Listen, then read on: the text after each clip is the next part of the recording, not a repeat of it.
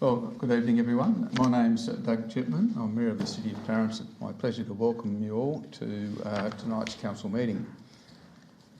Before proceeding, I could ask those present in the chamber to please stand for the council prayer.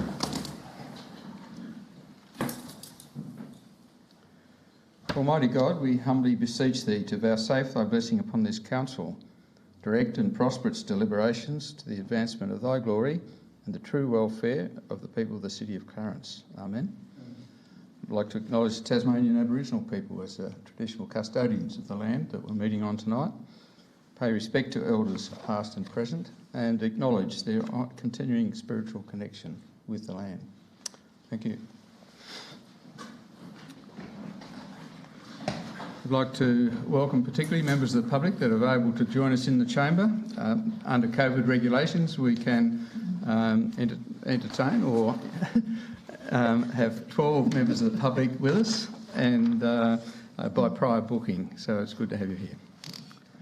The meeting is being broadcast live on YouTube, and what is said in this meeting is not protected by privilege. For those that are watching online, there is a link to the agenda papers on Council's website. Moving on to the meeting then, apologies. Alderman Pearce hasn't joined us yet, but I am expecting him a bit later, so at this point he's an apology. Are there any declarations of interest of Alderman or close associate? Yes, 11.7.3 I think from memory. As also per the agenda. Thank you. Thank you.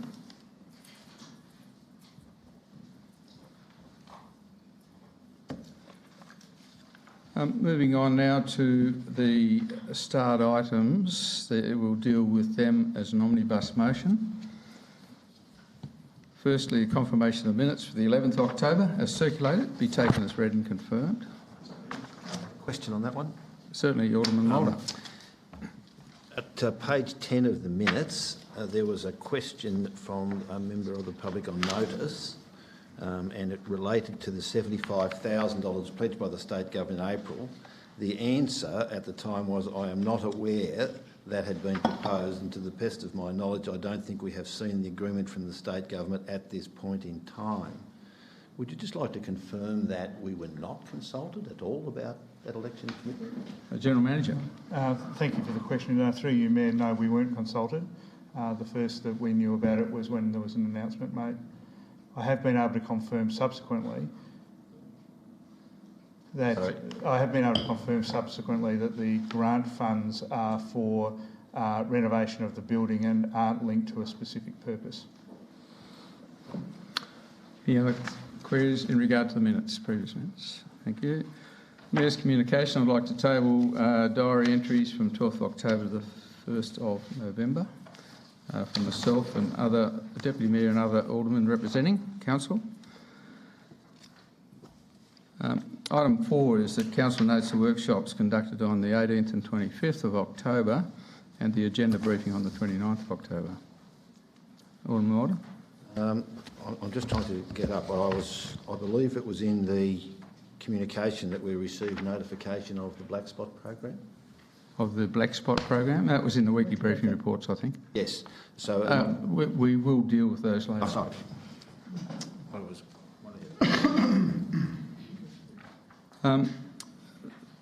Tabling of petitions.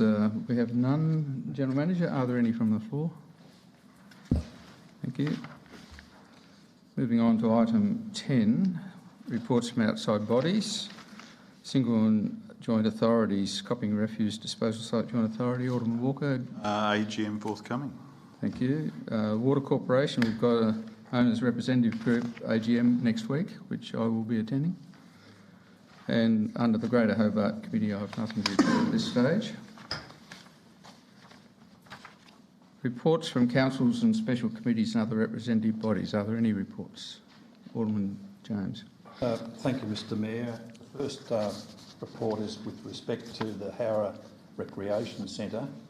I table the minutes of the 24th of September 2021.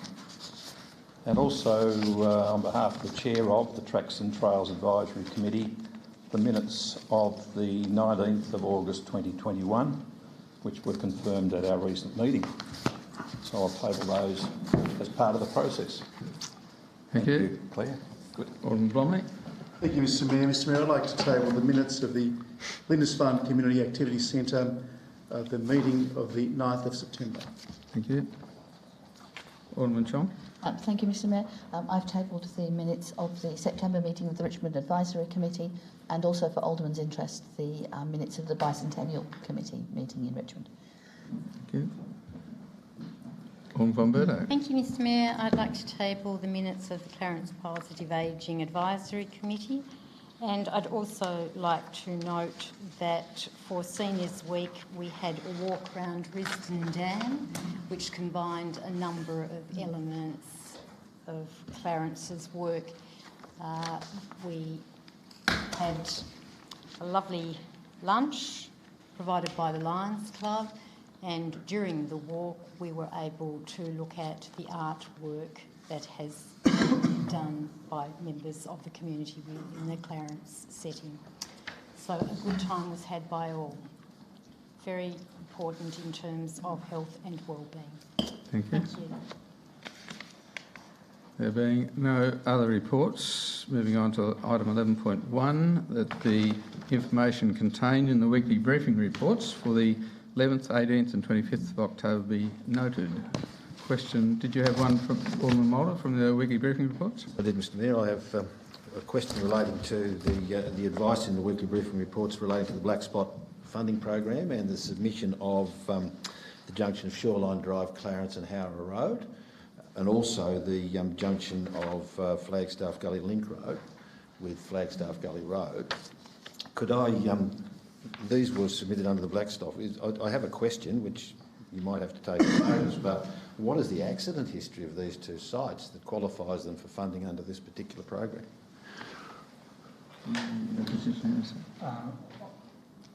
Angela?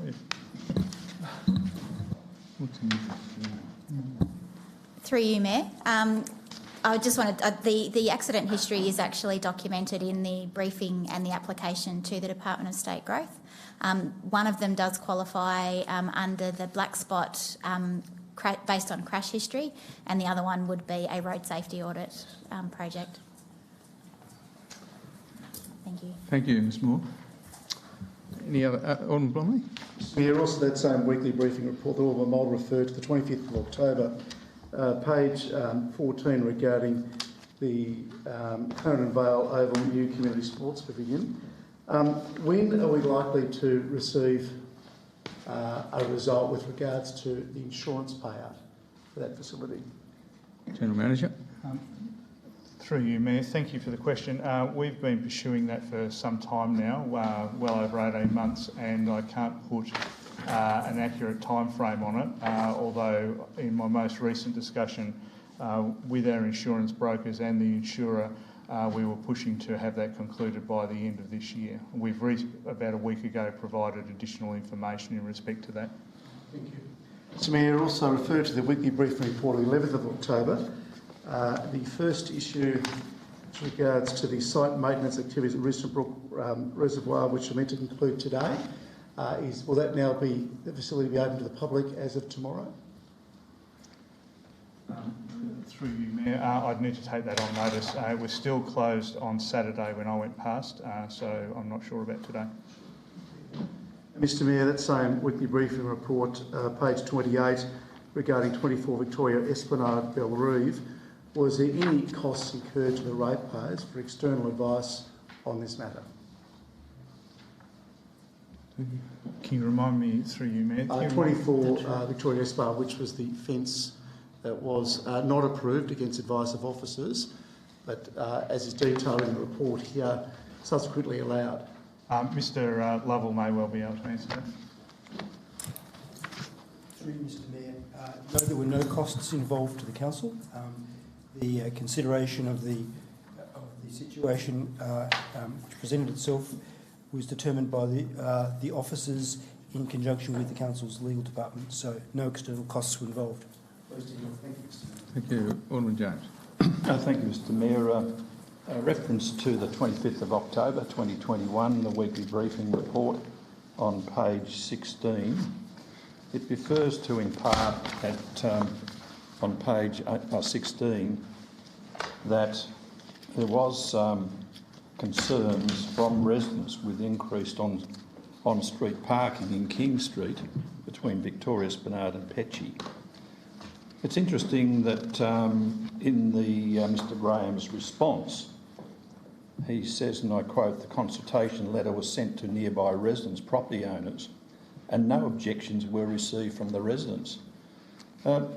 Perhaps he could refer to that particular paragraph, because there was a number of people in that area that in fact were concerned about that parking, but then there doesn't appear to be any response in relation to... Where is he tonight? Mr Graham's absent. Ms Moore's representing asset management. Thank you very much, Mr Mayor. Well, the Deputy may be able to answer that for me, acting in his stead. Thank you very much. Through you, Mayor. I believe that the consultation results were in response to the parking restriction being implemented, and not about the initial query in relation to the reason for the concerns about the car parking. So the proposal is to put no parking on one side of the street, and there was no representations against making that change. Good. Thank you. Thank you very much. No other queries? In that case, I invite a motion to accept the officer's recommendation for all the starred items. Thanks, Alderman Blomley. Second, Alderman Kennedy. All those in favour? Carried unanimously. Thank you. Alderman Evans. I'd like. Thank you, Mr Mayor. I'd like to move procedural motion to bring item 13.3 into open meeting. Do I have a second? Do I have a seconder for that? Thank you, Alderman James. Being procedural, I'll put the motion. All those in favour? Against? The motion is lost.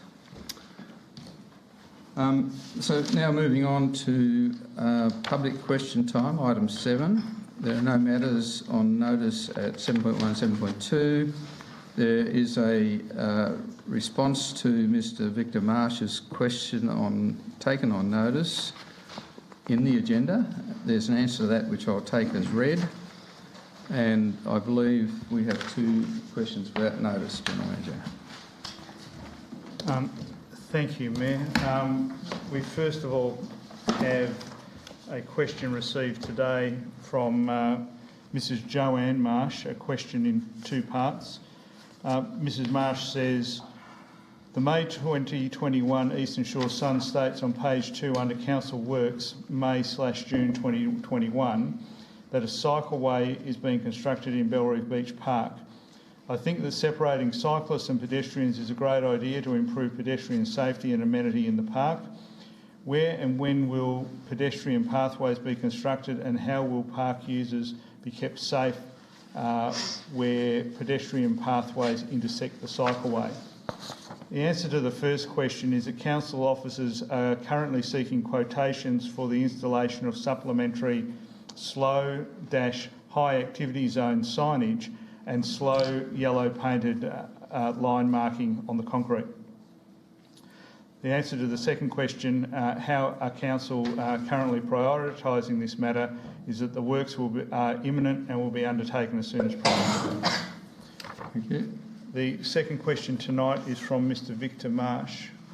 Bring Mr Marsh in.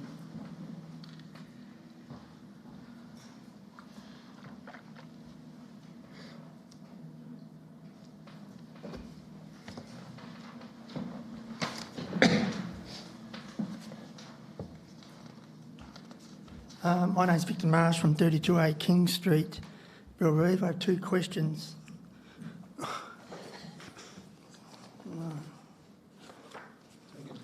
It's all right.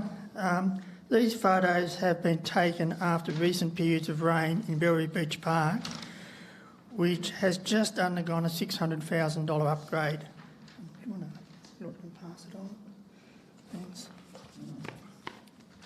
I believe that delaying the rehabilitation of the area of Bellerive Beach Park where ponding occurs after periods of rain until the next stage of the master plan is unwise.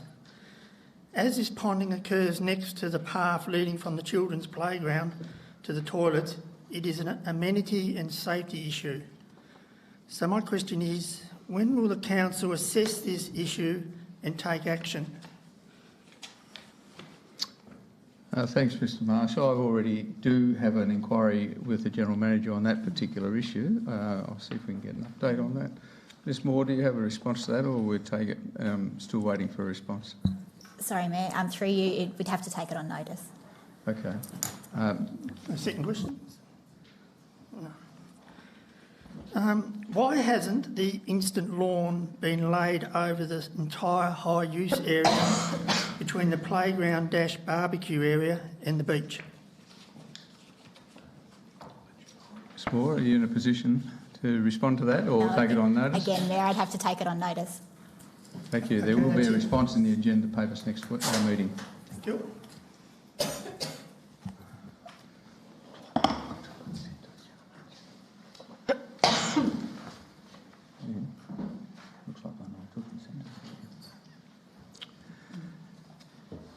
Okay, item 8, deputations by members of the public. We have 2 tonight. General Manager. Thank you, Mayor. First deputation tonight is from Patricia Biddle. If you'd like to come forward.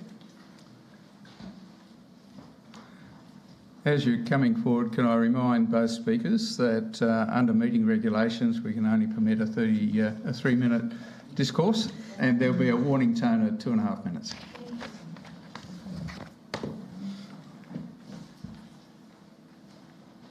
Can I table this? Sure. Yeah. Do I table it or pass them out? There's enough.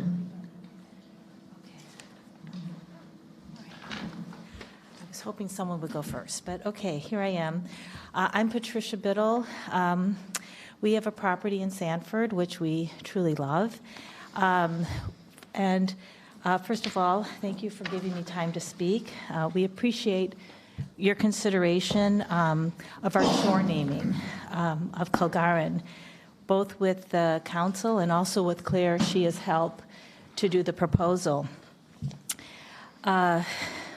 Why have we requested this? We requested this for 4 reasons. First, our motivation was to reduce the trespassing on our land, the road dangers that are related to it, because we live at the very end of the road, and it's a quite dangerous road. Vehicles have caused road damage and concern about the public safety for that. And also, what motivated us? Well, basically, what motivated us originally was that there was mislabeling, not only on Google Maps, but also of the council website. So to explain, and I don't know if you can see this, this is where we live, and it says it's Gurindji's Beach, and this is where the council website said, this is where the council, where Gurindji's Beach is, and this is where they said it is, which is right in front of our house. So there's quite a distance. And what has transpired, I don't know if you can see it, but anyway, this is our house, this is Gurindji's Beach. Gurindji's Beach is a beautiful public dog walking beach, exercise beach. It's probably got Crown Reserve in that area of about, 50, 60 meters, I think. And to the one side of it, it continues on for quite a long way. Along our shoreline, it doesn't continue on. There is, it's high tidal land.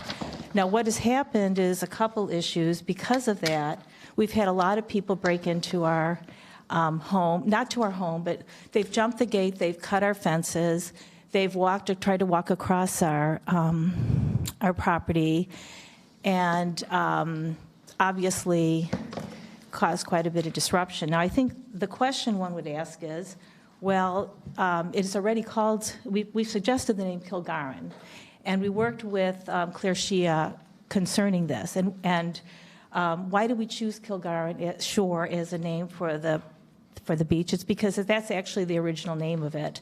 The actual property is called Kilgarran, and there's a large hill on the property that's called Kilgarren. And what does the Kilgarren have to do with that? Well, it's a historic name that was bestowed by the Richardson family, who farmed the shore for 100 years and for 4 generations. Their sign is still on the gate, and Kilgarren Hill is on our maps. We did request originally, before doing all this, about 2 years ago, we went to council, we said, please change it, it's causing quite a few issues. And we actually called the signage people, and they were very lovely, and they came, but nothing has really helped. So we did do what I think would be called the conservative approach initially, and then we decided to name it so that the confusion would then... Yeah, I'm sorry, time's up. Okay. We have circulated your comments, and so I'm sure the Alderman will take due note of all of that. I appreciate the time. Thank you so much. You have a beautiful day. Second speaker is Mr. Peter Rasmussen.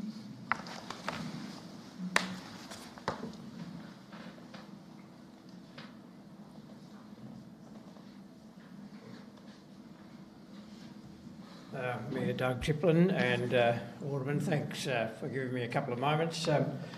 My background's education, 25 years as a school principal, but my contribution in the community has been significant. Of recent times, I was the president of Lindisfarne Rotary, and I know that a number of aldermen and the mayor have contributed to that organisation. About 6 years ago, we moved out to Otago Bay. My background is living in the country, and so we sought that type of lifestyle. Otago Bay is a beautiful spot to live. I live at the northern end of Otago Bay in Restdown Drive. The issue that I wanted to raise tonight is the capacity of residents to be able to safely walk along Otago Bay Road, which is the main arterial road on the western side of Otago Bay, on the western side of the highway.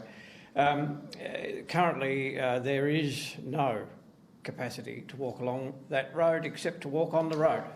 And I'm sure you would all agree that part of a healthy lifestyle involves capacity to walk, and most communities take that for granted. There's no access along the waterfront because of the old, I guess it's called riparian rights down to the water in a number of properties that still exist. So for us to be able to access the lagoon area, and I acknowledge the work that the council has done in the lagoon area, it's just made such a difference. To safely access that area, we've got to walk along Otago Bay Road, and all we're asking for is a well-formed gravel footpath. I guess we don't want to go down the track of curbs and guttering. It's not fitting for the area. It's a country area, and we like the feel of the country area. But we also want to be able to traverse the area safely. And so the request really relates to that alone.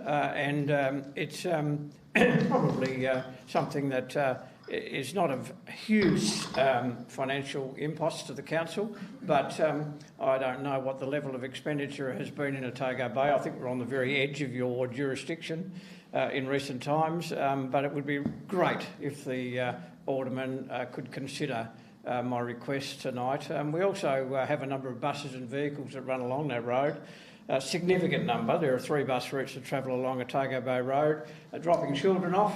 For the children to get home, they've got to walk on the road. That's the only way to do it. Most of the other side roads have got plenty of room on the verges. There are good nature strips on all the other roads, and you can safely walk along them. We certainly don't want footpaths there. But that main arterial road from one end of Otago Bay to the other, it would be great to be able to safely travel along that road. There is some work done in that area. There is about a 300-metre stretch marked out with a white line, which is for pedestrians at the southern end. At the northern end, there's just been a new intersection put in, which has also commenced a footpath at that end, which makes a nice starting point for a new footpath to be continued on along. I'm afraid time's up. Thank you very much. Thanks for your time. Cheers. The recess bell.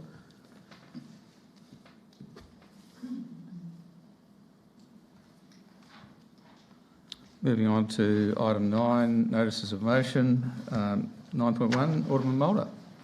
Thank you, Mr Mayor. I move a revised motion as it appears from that in the agenda papers to that which appears on the board. I do have a seconder, please. Thanks, Alderman James. Alderman Moller. Thank you, Mr Mayor.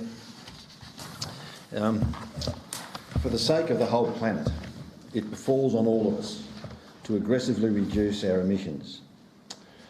Following on from the Global COP conference, which is now on, and for which a communique has already been issued, and following the lead of both the federal and state governments, local councils and indeed all organisations should audit their operations and set aggressive targets for reducing emissions.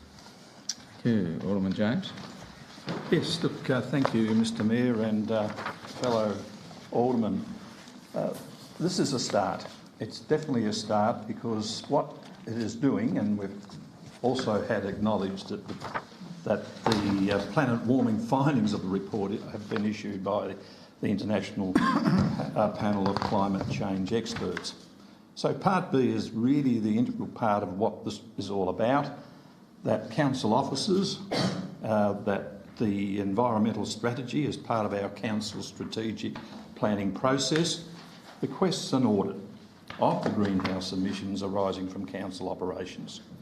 This is a positive step towards what we are perceiving as being a righteous need that has to be determined.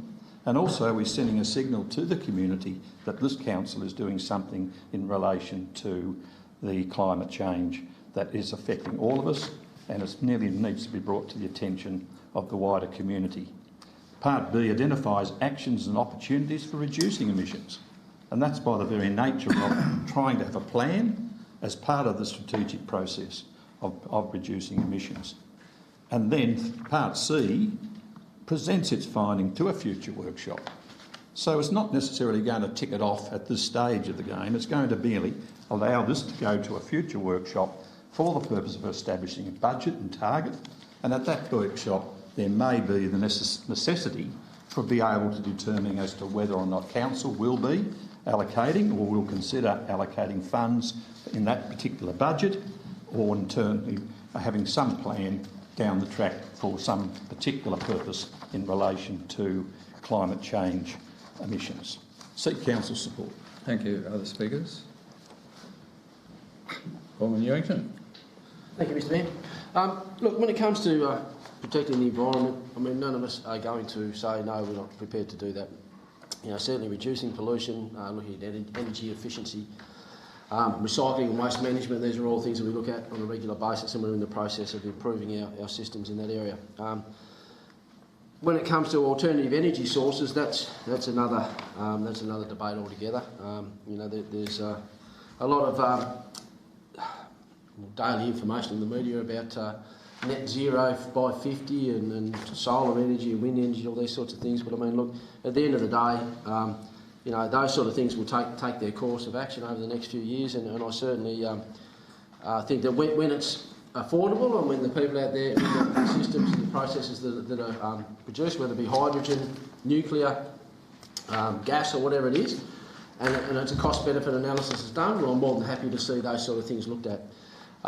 You know, when it comes to the IPCC, I'm glad that Alderman Mulder took out the red alert and red warning, because I mean, to be honest, some of the alarmist projections and predictions we've seen from that organisation over the last few years are, I certainly don't think helped the situation to a large extent. But, you know, I think that the real issue here is that while, you know, reducing emissions might sound like a wonderful thing to do, until we look at the costs of that and the impact that it might have, and you know, mostly for those people that can least afford it, I would consider that that's something that, you know, we're a long way off being able to make decisions at this council at the moment and things that we could actually do. And I think that we should stick to what our core business is, and I don't think this is one. I mean, I know we've got staff in place at the moment looking at climate change, and I think, you know, they are obviously looking at these sorts of things already, and I just think that we should let things take their course. And I don't think, I certainly can't support this motion. I think we should stick to what our core business is, which is rates, rubbish, recreation and delivering on those sort of things. These sort of bigger ticket items are more to do with the state and the federal government, down the track when those systems are in place to us to consider, we can look at it. But as for now, I think we've got more important things to worry about. Thank you. Other speakers? Alderman Warren. Thank you, Mr Mayor. I'm not going to I'm not here to convince anyone that climate change is a thing, because we know it is. If people are not able to access reputable sources of info and listen to advice from the experts who study this for a living, they're hardly going to listen to me. But I would like to acknowledge the work of the Council's climate change officer and her predecessor, who've been working on this for a long time. I'd also like to acknowledge our Premier, who has set state targets for 2030. And it's concerning to see our Prime Minister at COP26 looking at targets for 2050 without any indication of how we're going to get there, because you do need to set deliberate and staged targets if you're going to reach a significant target by 2050. So it's time to do our bit. If all councils make changes, then we will reach our 2030 targets and hopefully exceed them. And we know that it's more expensive the longer you wait. So in terms of core business, it's our core business to make sure that our ratepayers get a good deal, which means we probably should have started 20 years ago. We could at least have started 22 years ago when I first raised this. But certainly changing the way we do business and reducing the emissions is the very least we can do. I understand that the most impact we can have is changing our fleet from petrol to electric and diesel to electric. And that's certainly an undertaking that the Premier has made, so it makes sense for Council to follow suit. It also makes sense when you see that every country in Europe is changing, and it's going to be much more difficult to get cars that are not electric in the future. So why wouldn't we start now? That's a cost benefit right there, that if you can't get the alternative, then you should start putting in place the infrastructure for a future of electric vehicles or hydrogen, whichever comes first. So it's important to set targets. I would have liked to have seen this motion actually setting fairly robust targets that we could immediately start working towards. This, to me, is a steady as you go, cautious approach, which means that it's going to take us even longer to get started. As I said, we should have been started 20 years ago. But at least it's a step in the right direction. So I will be supporting this. Thank you. Other speakers? Alderman Blomman. Thank you, Mr Mayor. And Mr Mayor, can I say that from my perspective, this is a real road to Damascus motion before us this evening. But better late than never. And the reason why I say that, Mr Mayor, is you will recall that over 2 years ago, on the 30th of September 2019 meeting, I brought a motion into this place looking at electric vehicle charging stations, partnering with businesses throughout the city of Clarence, and that was passed. That was passed 8-4. And two of the people that voted against that motion were the mover and the seconder of the motion for us this evening. So as I say, Mr Mayor, better late than never. As Alderman Warren correctly points out, electric vehicles have a very important part to play, and as you know yourself, Mr Mayor, they're quite easy and zippy to get around the city in. And the reason why we can say that with a great deal of certainty now is that going to the Department of Climate Change, the Office of Climate Change, the Department of Premier and Cabinet, there's a fantastic information sheet there that's actually headed Learnings from the Smarter Fleets Program, Electric Vehicles in Local Government. And that outlines, Mr Mayor, that exactly what my motion in this place some 25 months ago was trying to achieve is something now being widely supported by government at a state level. So it's fantastic to see some movement in there, but we could have been one of the early movers on this. We could have been leading the charge, and here we are 2 years later with a motion like this. As I say, better late than never. Mr Mayor, Tasmania has a great story to tell. All of us read the op-ed in last Thursday's Mercury by the Premier, which was something that we all should be justly proud of. Because as everyone else in the rest of the world over in Glasgow, we can say that Tasmania is better than net zero. We're better than net zero because since 1990, our emissions have been reduced by 108.6%. 108.6% reduction in our emissions, and that's a fantastic result. There's also a bold plan by the Liberal government to legislate net zero from 2030. And that's outstanding. We are leading not only the nation, but the world in this area. It's an aim and ambition that all Tasmanians should be justly proud of. And Mr Mayor, this is an important issue. There's no denying that. And as Alderman Ewington pointed out, I get concerned too by alarmist language that was in the original motion. I'm pleased to see that's been tempered. I'm not pleased, Mr Mayor, to see that something as important as this has 2 sentences for explanatory notes. 2 sentences, which will be a significant financial impost on this organisation, and it's just so important that we get this work right. So, Mr Mayor, we can't take these things lightly. And my concern, Mr Mayor, is that this could have been handled a great deal more professionally. But as I say, better late than never. Very happy to support important work in this area. Thank you. Other speakers? Alderman Walker. Thank you, Your Worship. Up at about lunchtime today, I gave consideration to foreshadowing a different motion. Foreshadowing a different motion, or perhaps putting in some serious amendments to this motion. I feel this motion wasn't probably as highly worked through as it could have been, and I think that speaks for the fact that it was amended before it's even come before us. But I reflected on that, and I reflected on the fact that maybe Part A we should be actually talking about getting the officers to work through the report that the IPCC did. I haven't read it cover to cover. I'd be interested how many hands go up about people around this table that have.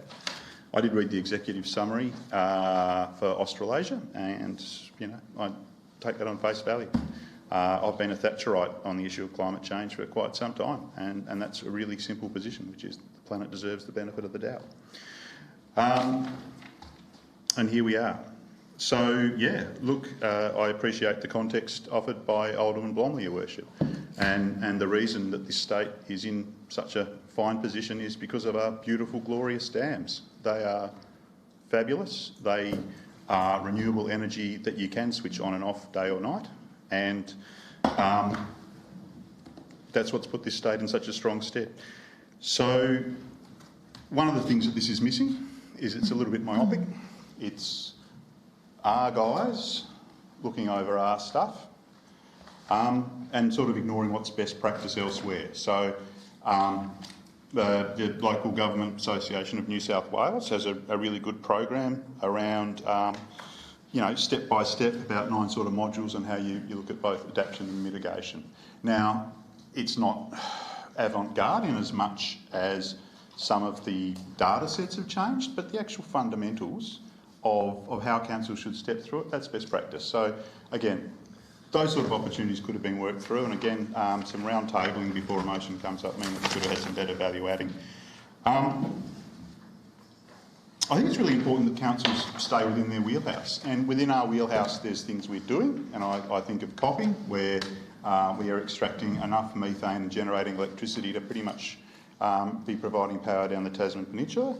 I'm excited about the prospect, as we're seeing in Dolverton with FOGO, which is closed kiln technology, which is so much more efficient, so much better at not only giving a renewable resource at the end as the product, but also containing emissions. So there's things we can do in this space, and I think a lot of the stuff in local government is at the community level. So I sort of take the attitude that there's 100 things that you can lift by 1% really easily, and often we tend to focus on just doing one thing 100% better. So there's all of that, and I came to the end of that.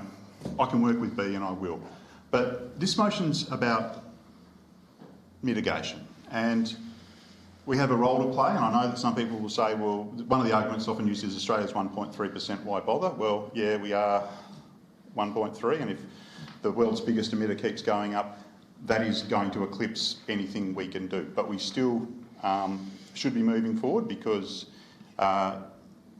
you can lean, you can learn, you can adapt technology, and there's stuff to do in this mitigation space. I said quite a bit of stuff, and I don't take that thing. I think we need to be benchmarking around Probably more, like amounts of waste per household and any energy and those things. So we can look at what's within our wheelhouse and get those benchmarks going, but also understanding we are a growing city. So it's hard to be a city that's got the fastest growth rate in the state as far as actual numbers versus some of the other places that are in decline. So that's adaptation. What this motion doesn't cover is mitigation, and I think that's one of the really crucial things for us. And again, I'll talk about the classic Clarence cognitive dissonance and around the fact that if you can earnestly talk about climate change and the need for these mitigative technologies, great. But if you're happy to try and foster and facilitate development on land that we have had quite a bit of explicit advice is going to be very problematic around inundation, around rise, well, I see that as a big disconnect. Our biggest problem is around adaptation, and we have a role to play in mitigation. So, work that through and see where it goes. Similar things you could say around the urban growth boundary. If you want to have zero urban growth boundary, now I think the urban growth boundary needs some serious improvement, but if you're just about anything goes and we should just be expanding everywhere... Thanks very much, Alderman Ward. How does that work? Alderman Kennedy. Thanks, Mr Mayor. I wasn't going to speak at all about this because I didn't think it really needed anything to be said about it. However, I would just like to point out that at the briefing on Friday, we discussed a few points about this motion. Everyone that was there had an opportunity to have their say at that point in time. A few words were changed and we're presented with that tonight. This could have been discussed on Friday at the briefing. Thank you. Thank you. Any further? Alderman von Bertha. Thank you, Mr Mayor. I'd like to thank Alderman Mulder for bringing this motion to Council. It's a timely motion. As was said, the 26th United Nations Climate Change Conference of Parties, COP26, having started yesterday in Glasgow. I believe everyone should be taking action to decrease CO2 and other greenhouse gas emissions. It's beholden on governments at a global, national, state and local level. It's beholden on businesses and it's beholden on individuals. Regardless of the language and terms used, for example, climate change emergency and Code Red for humanity, as the current Intergovernmental Panel on Climate Change has recently been described by the United Nations Secretary-General. The crucial aspect for us as aldermen is to look at tangible actions which will result in beneficial outcomes for this city and its communities. 2 years ago, in October 2019, I put forward a motion titled Climate Change Impacts Clarence City Council's Commitment to Mitigation and Adaptation Actions, after a climate emergency motion moved by Alderman Warren was unsuccessful. This included the following: that Council reiterates its commitment to continue to progress mitigation and adaptation actions on the significant effects of climate change, particularly within the City of Clarence. That Council reviews, expedites and fully implements as quickly as possible Strategy 4.5 of Council's Strategic Plan 2016-2026.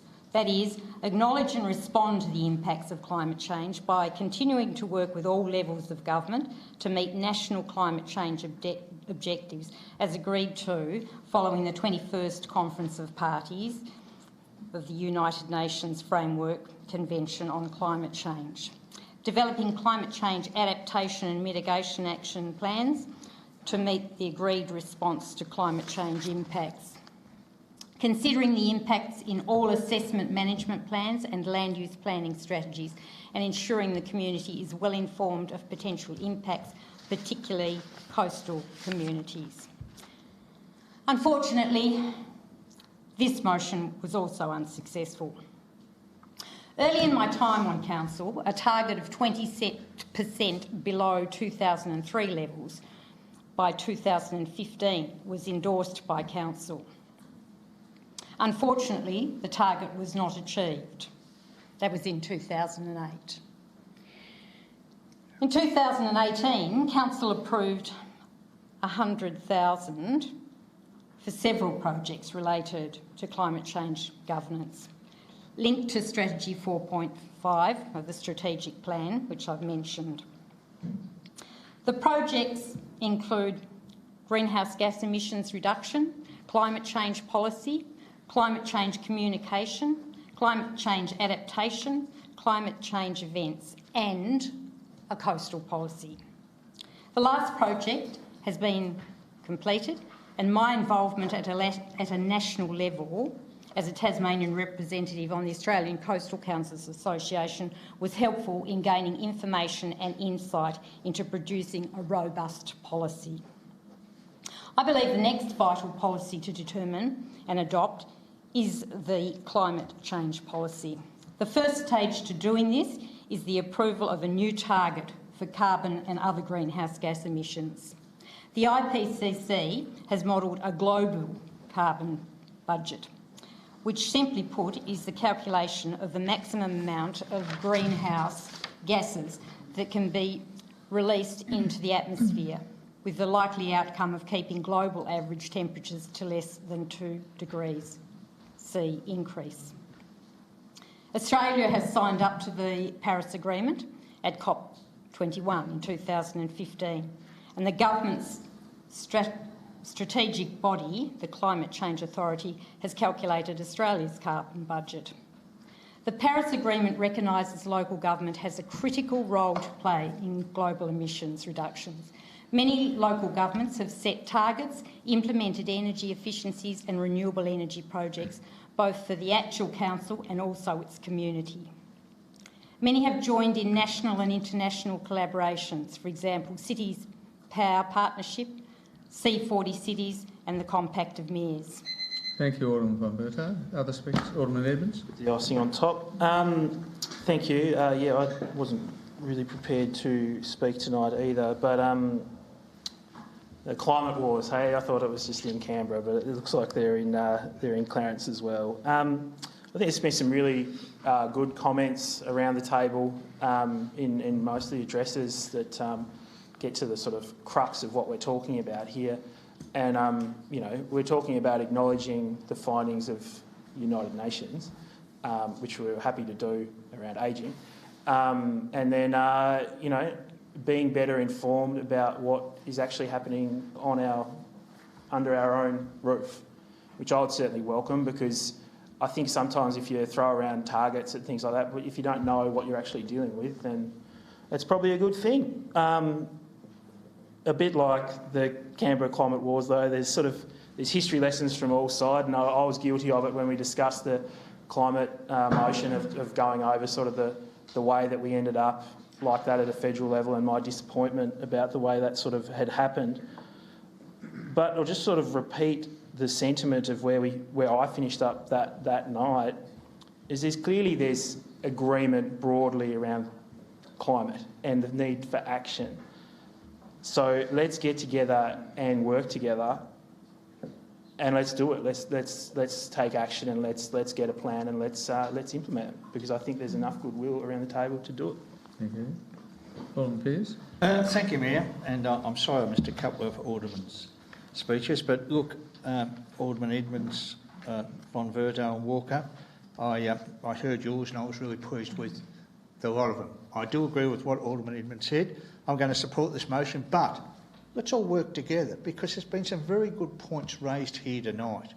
And, you know, maybe a month or so we may have a workshop and just get the ideas of everybody, because I think we're all on the same boat, but we just need to get it into one sort of form instead of having different motions, because what I've heard tonight is really good. So let's support each other on this.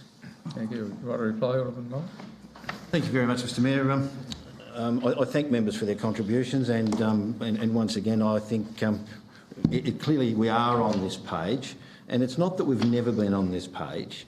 It's that it's becoming more and more urgent the closer and the further down the track we get. So I do thank for the contributions. Just a couple of things about we shouldn't be doing this stuff because it's not core business. The motion is very specific. It's about auditing our operations with the aim of reducing our contributions.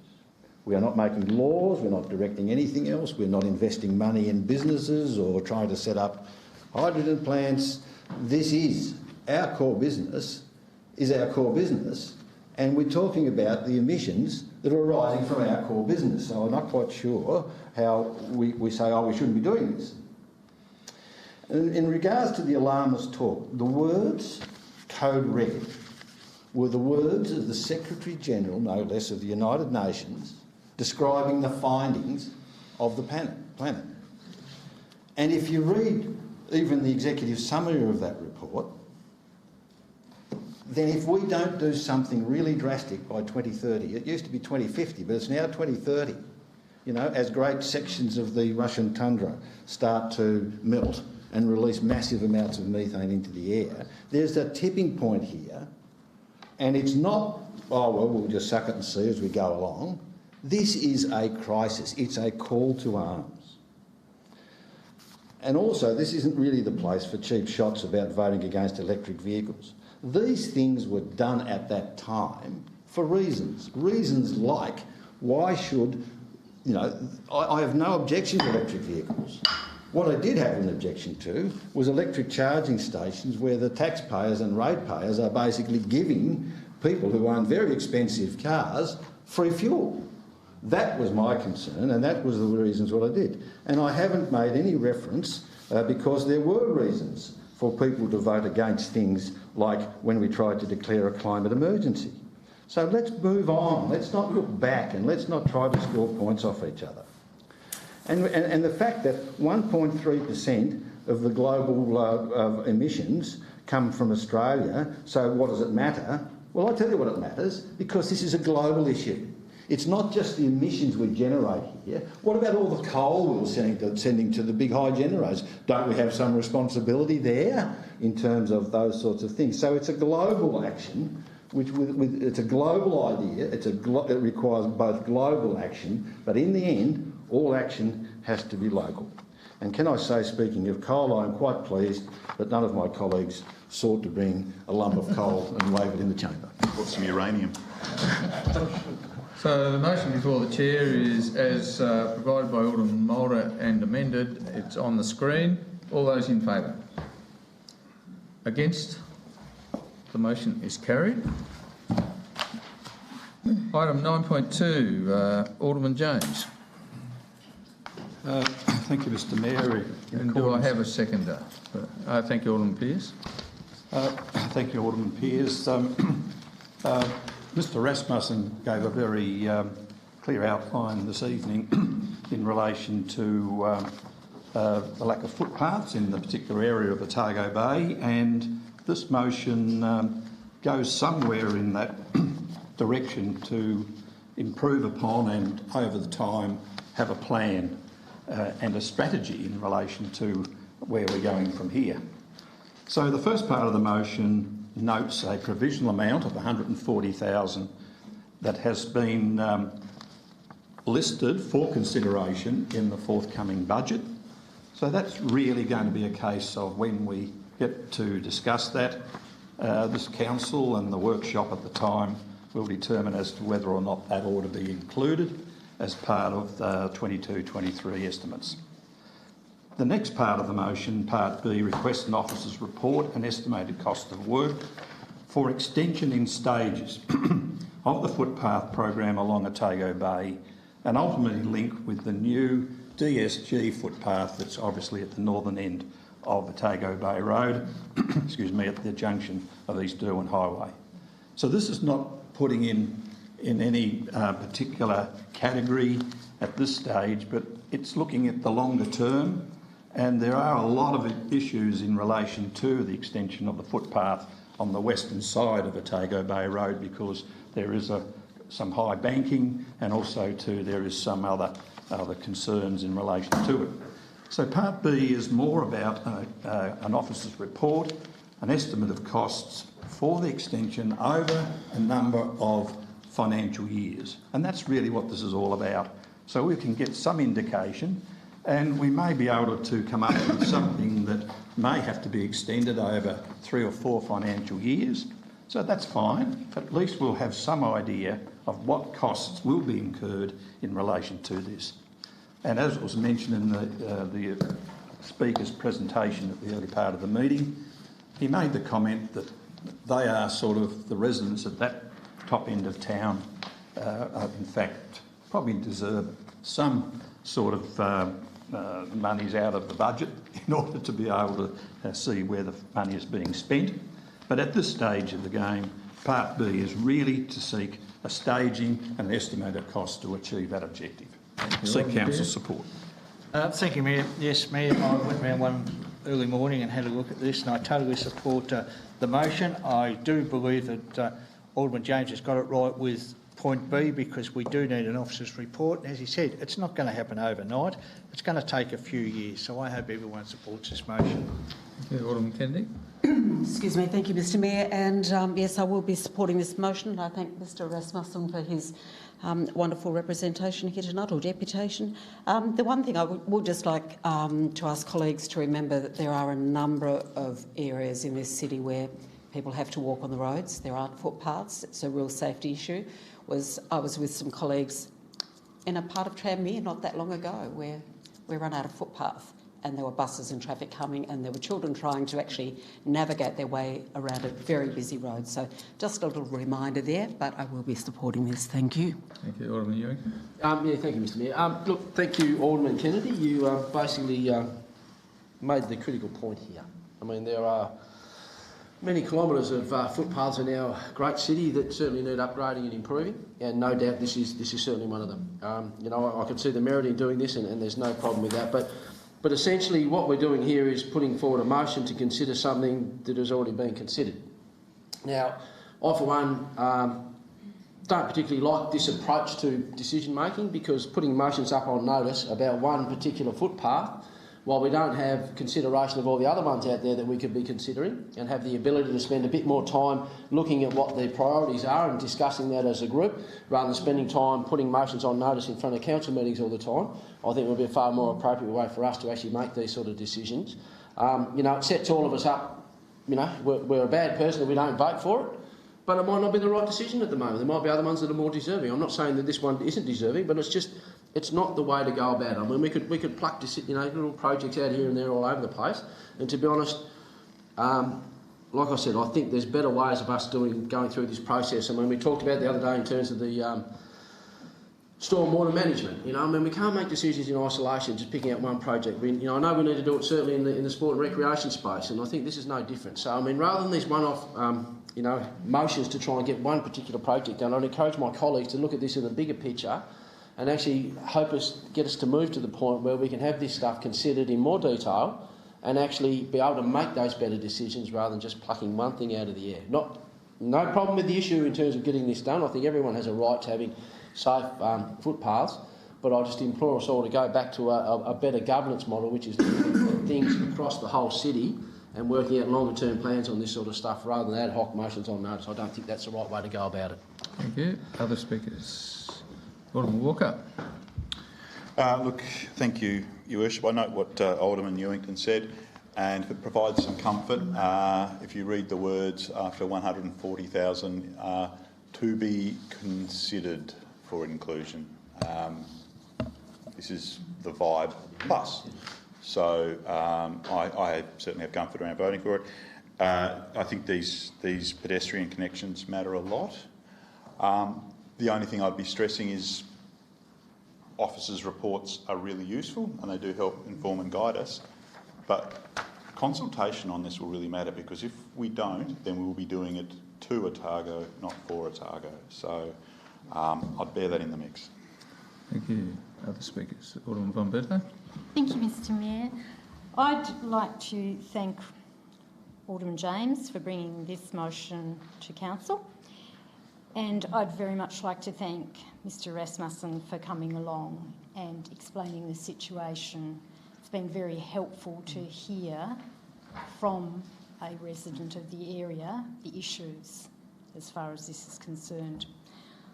I agree with Alderman Walker in the aspect that this is about us considering this particular issue in light of the budget deliberations for this particular program area. So in a sense, I see it as a technical motion on notice, bringing it to our attention, and to note that it will be within a context that we deliberate on it. And as has been said by Alderman Kennedy, we have a number of situations that are very similar, and we need to be looking at them in order of priority, which is very hard to do because some of them are of equal priority, but we only have limited funds. So I thank Alderman James again for bringing it to our attention. Thank you, Alderman Blomley, and then Alderman Edmonds. Thank you, Mr Mayor. And Mr Mayor, I agree with the previous speaker. We do need a holistic approach when we look at these sorts of matters. But when you have a motion like this that's moved by the grandfather of the chamber, seconded by someone of also of equal standing, some 3 decades, I think, six decades between them, the dynamic duo. Let's focus on the issue at hand, Alderman Blomley. There's got to be something to this, and there's a reason why, they've been here that long. The reason why they've been in this place that long, that is because they're responsive to their community. And I say to both the mover and the seconder that this is a sound motion, and that there are many parts of our city, of course, that require a great deal of investment. I'm very fortunate, along with 5 of my colleagues. I live in Lindisfarne. There are other parts of our city that don't have the facilities, don't have the good repair of roads and footpaths that we have here. That's just a fact, and it's something that we're elected for the whole city. We have a responsibility for every single part of this city, and sure, there's no magic pudding. There's no magic pudding, which there was, but it's about, of course, organising and prioritising the works, which is the process that we go through. But the point I tried to make before, albeit clumsily, was that I turned to 2 senior colleagues to bring a motion like this on. I think there's something to it. There has to be something to it. And for that reason, I am very happy to support it, Mr Mayor. Thank you. Alderman Mulder. Thank you, Mr Mayor. I'll just try to point out that, and I think Alderman Blomley alluded to it, and he's correct. We are elected to represent the people. To suggest that we shouldn't be dealing with issues that are raised by those people that we represent in an open chamber, that it all should go, to some meeting and some workshop, and we have all the confidences. How do we then do it? There are many ways we get these projects on. Yes, we do. We should, and we do take a holistic approach. But as we see with many projects, that holistic approach sees some of the areas slip through the gaps, and it is quite within the rights of people to come forward and to bring to council, to bring motions on notice so that people can see that their concerns are at least being heard and maybe considered, but certainly not necessarily addressed. So I really do think we need to focus on, when we're discussing these items, is that this is a body where those sorts of ideas come up. So without wishing to labour the point and drive the night on, I think I would commend them for bringing it forward, and I would encourage members of the community to come to us so that we can consider their issues in open council. Alderman Edmonds, sorry, I should have come to you before. Absolutely fine. Just really briefly, this isn't unprecedented. I mean, we had the issue with the safety of the school kids at Lauderdale, which we dealt with in record time, which was fantastic. After we passed that motion, the work, even though it wasn't coming in the estimates, it was amazing work by our officers. Both, the council listened, acted. The officers took that on board and ran with it, and they've got a good result for people down there. We've had other issues with petitions around safety and getting that sort of feedback from a community that it wants things looked at professionally. But I do also take the point of Alderman Walker about consultation, that you don't want to ever be doing things to people. But, you know, as we said, this has been coming for a while. It is interesting, isn't it? Because footpaths are an issue. We get a lot of them raised with us and we put our alderman's requests through, and then there's a real struggle for the committee that has to look at all that and determine a priority. And then we have suburbs that, yes, don't have footpaths or have footpaths on one side or they're not up to scratch. Look, I think something we could consider is whether, we talk about precious resource, whether we can look at the way that we do our budget and the money that we allocate to footpaths. And without wanting to get too far off topic, we need to be thinking about that when we do invest in gold plating places that already have good footpaths. That the fact that other parts of the city go begging when we do that. So that's my two bobs worth. I certainly support this because it's been brought forward, it's already in the works and it is considered, and then we get a report to inform future investment to make sure that things align, particularly with state growth. Thank you. Thank you. Other speakers? Right to reply, Alderman James.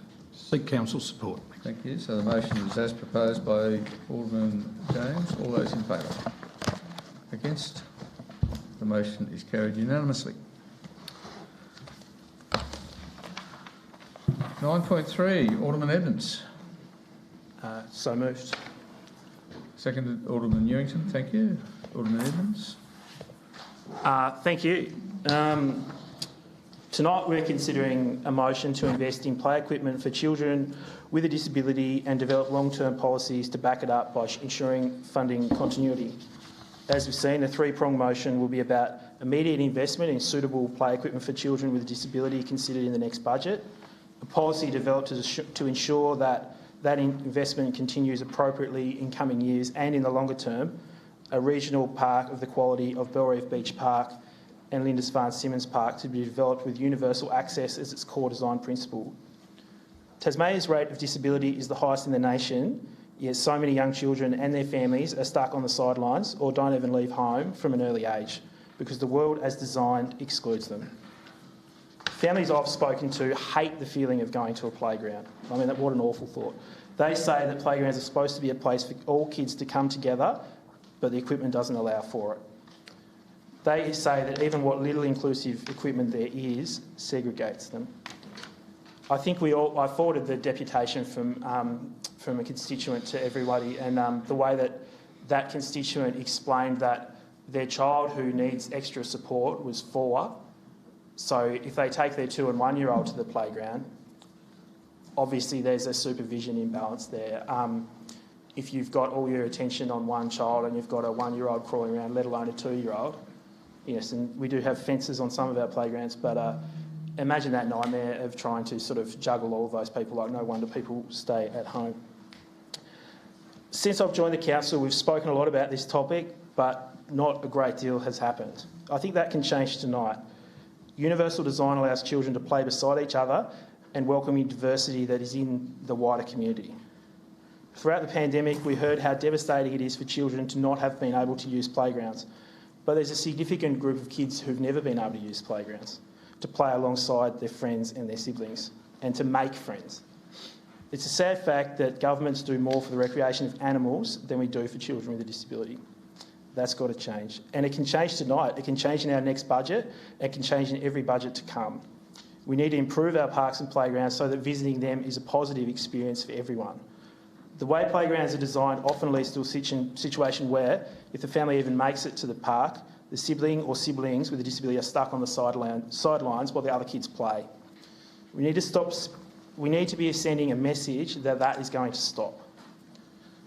By working with people such as Dr. Lisa Stafford, who's already done some amazing work in our community in this field, and Mohammed Aldakam from Variety, the children's charity, plus whoever else wants to come forward and help the council, whether that's committees, officers, people off the street, aldermen, we can achieve great things. By working together, we can dispel the myths around investing in truly universal play equipment, such as cost and availability. Tonight, because of the lack of investment in this area, we have an opportunity to be a trailblazer in this field. And I think we should seize that opportunity and show the way for others that not only is opening up our play spaces for all children possible, it's worth doing and it's worth doing well. Families and children have waited long enough. they're sick of hand-wringing, excuse-making, they want action. We should listen to them and lead the way in our sector and hopefully see a revolution in inclusive play throughout the state. And I commend the motion. Thank you. Alderman Ewington. Yeah, thank you, Mr Mayor. Look, and look, I'd like to commend Luke on bringing this one forward. I mean, you know, obviously it's been one of the main reasons why I came on the council was to create better play spaces and playgrounds and picnic areas and sports grounds and all those sorts of things that Luke's advocating for here. And I mean, if you could use a formal title, please, the formal council meeting. Alderman Edmonds. Alderman Edmonds. My apologies. Thank Alderman you. Edmonds. Just as a matter of courtesy. Yes, no, that's fair. And I mean, look, but I mean, while you know certainly the access for children with special needs is very important. I mean, there's plenty of other people that are being left out of that space at the moment in terms of when you're looking at seniors, and it's great that we're looking down that path from something that you know other aldermen have been pushing forward, and it's great to see that looking with the seniors play area. But also too, you know, there's middle-aged women out there that feel a little bit uneasy about you know using some sporting equipment and being able to change at beaches and things like that. So I mean, there's a whole range of things that we really need to work on. But I just want to sort of let everyone know, and I mean, I had a good chat to Alderman Edmonds today about this. I mean, the Sport and Recreation Advisory Committee are doing our strategic plan at the moment, and one of the most important things that we've said is that all abilities, all ages playgrounds and picnic areas is probably our number one priority. You know, it's not just about sports grounds, which has been our focus in the past. It's about these sort of spaces where a whole family can go and everyone can feel included and be able to, you know, do the same activities together. Whether it be a bocce rink for the older people that want to throw a bocce ball around, everyone playing and activating together. And I think that's really important. That we consider that aspect. And one of the things that we've said in the strat plan is that we need to do an audit and look at having a plan, a longer-term plan. I think we mentioned the other day in relation to, you know, when it comes to budget time, it's a bit like what we talked about with the footpath issue. You know, it's like we really need to be planning these things out a lot more in advance. And certainly the only way that we're going to be able to deliver on these sorts of things is to get better at being able to do that and having, you know, a rolling plan on this sort of stuff that we can tick off each year and plan over a period of time. But the critical thing about making all this happen is that as a council, I don't believe that we have anywhere enough staff working in this space to be able to do the planning and do the design and do the tendering. And certainly as a council, we haven't committed the sort of money that we need to commit to this space to make sure we can deliver on this stuff. I mean, there's a couple of other projects that I know of myself, you know, whether it be, you know, Little Howard Beach had a master plan process approved a couple of budgets ago, and we haven't even got anywhere near looking at that. I mean, there's plenty of other, you know, others could name other projects that we're keen to look at. But I think as a group, you know, there's no point us sitting here and passing these sorts of motions if we don't get to budget time and actually provide the staff and the financial plan to deliver on this stuff. It means nothing. So I implore my colleagues to let's get serious about it and consider the legacy and the long-term health and wellbeing benefits in terms of physical and mental health that we owe to the community, and we owe to the kids especially. They got a chance to actually grow up with a lower life expectancy than what we can expect if we don't do something about this. And certainly kids with special needs are even more important than we give them that opportunity. So, you know, rather than, you know, so like once again, you know, great to have this brought out into the public sphere, but the bottom line is this is only part of the job. This is 10% of it for us to recognise this as an issue. And I really encourage all of us to look at, you know, bite the bullet when it comes to budget time, thinking about this sort of stuff as a 20-year project, you know, making sure that we look at borrowing money and paying it off over a 20-year span rather than lumping it all on the ratepayers of today, because these are things that are actually really important that we deliver sooner rather than later, and not be sitting here in 3 years' time. I know Alderman Evans will be sitting here 3 years in and we haven't gone anywhere in that space, and I'm disappointed we haven't done that. So I encourage all of us to be able to, you know, pass this motion, and then let's get serious about, you know, looking at the strategic plan in terms of the sport and recreation and leisure and the stuff that we're working on in the committee that I chair, and let's really make it all happen. Thank you. Other speakers, Alderman Blondin. Thank you, Mr Mayor. And Mr Mayor, I wholeheartedly endorse everything the previous two speakers have said. I would like to congratulate Alderman Edmonds for his advocacy and his tenacity in this space, because it is very important that all abilities is a reality in our city. And I'm reminded earlier this year, Jack Duffy, just like Jack, Launcestonian, I grew up with his father Chris, but Launceston City Council got behind, the community rallied behind, and they've done some amazing work in this space as a city, which which is a real feather in Launceston's cap.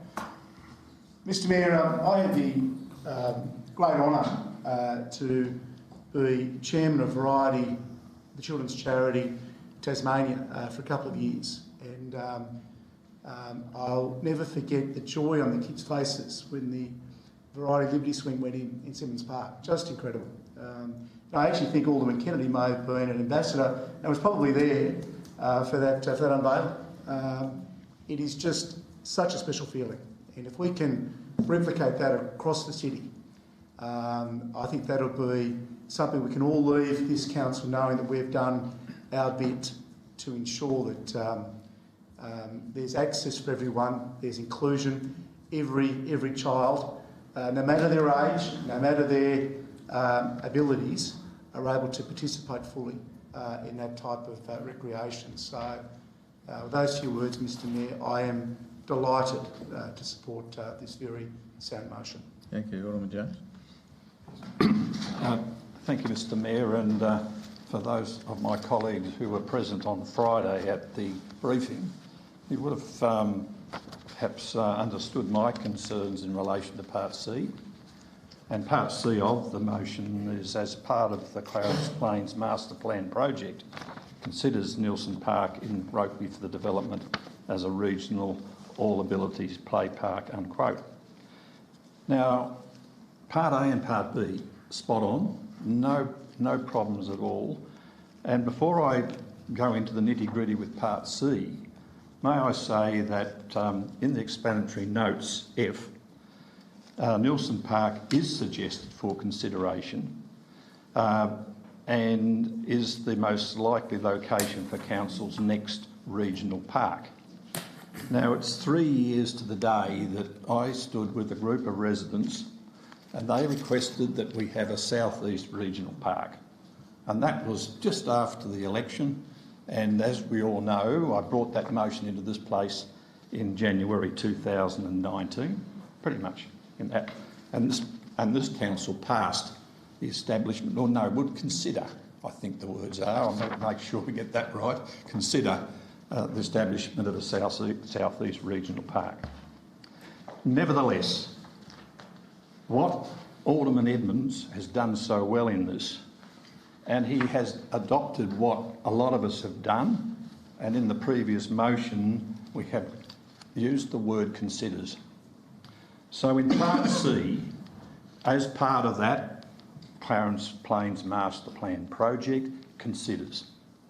Now I'm happy with that, because when it comes to the actual timetable for consideration of a regional all-abilities play park, we will look at and debate in the appropriate location, in the appropriate workshop, as to whether or not Nielsen Park is considered to be a southeast regional park, including the all-abilities play equipment.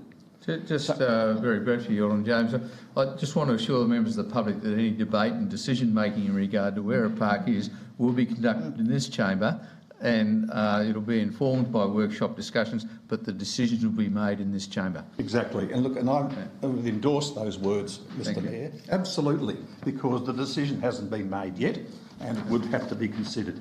So having said that, and given that this particular action from the residents, which occurred 3 years to the date, and we're in election mode as from probably January, February next year, I would suggest, then I've got no problem supporting this, because at the end of the day, and just to endorse the Mayor's comments, it will be considered, a decision will be made in this place, and then that will be whatever the determination is.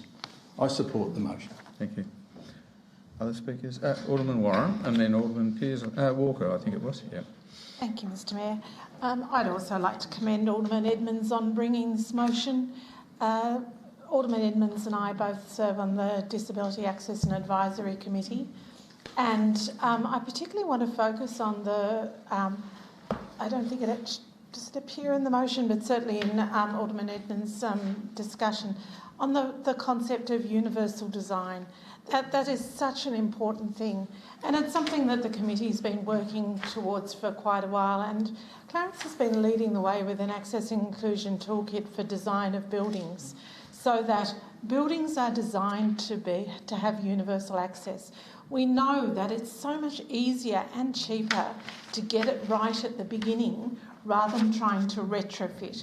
We know for ageing in place, building houses that allow us to go through various stages of life without having to move. And, you know, that could just include a broken leg. And I have friends who have been in that situation just recently and discovered that their houses are not terribly useful for even a temporary disability. So we need to extend that to our playgrounds. It shouldn't be something we have to tick a box saying, is this inclusive? It should be just something we do as a matter of course at the beginning of every design.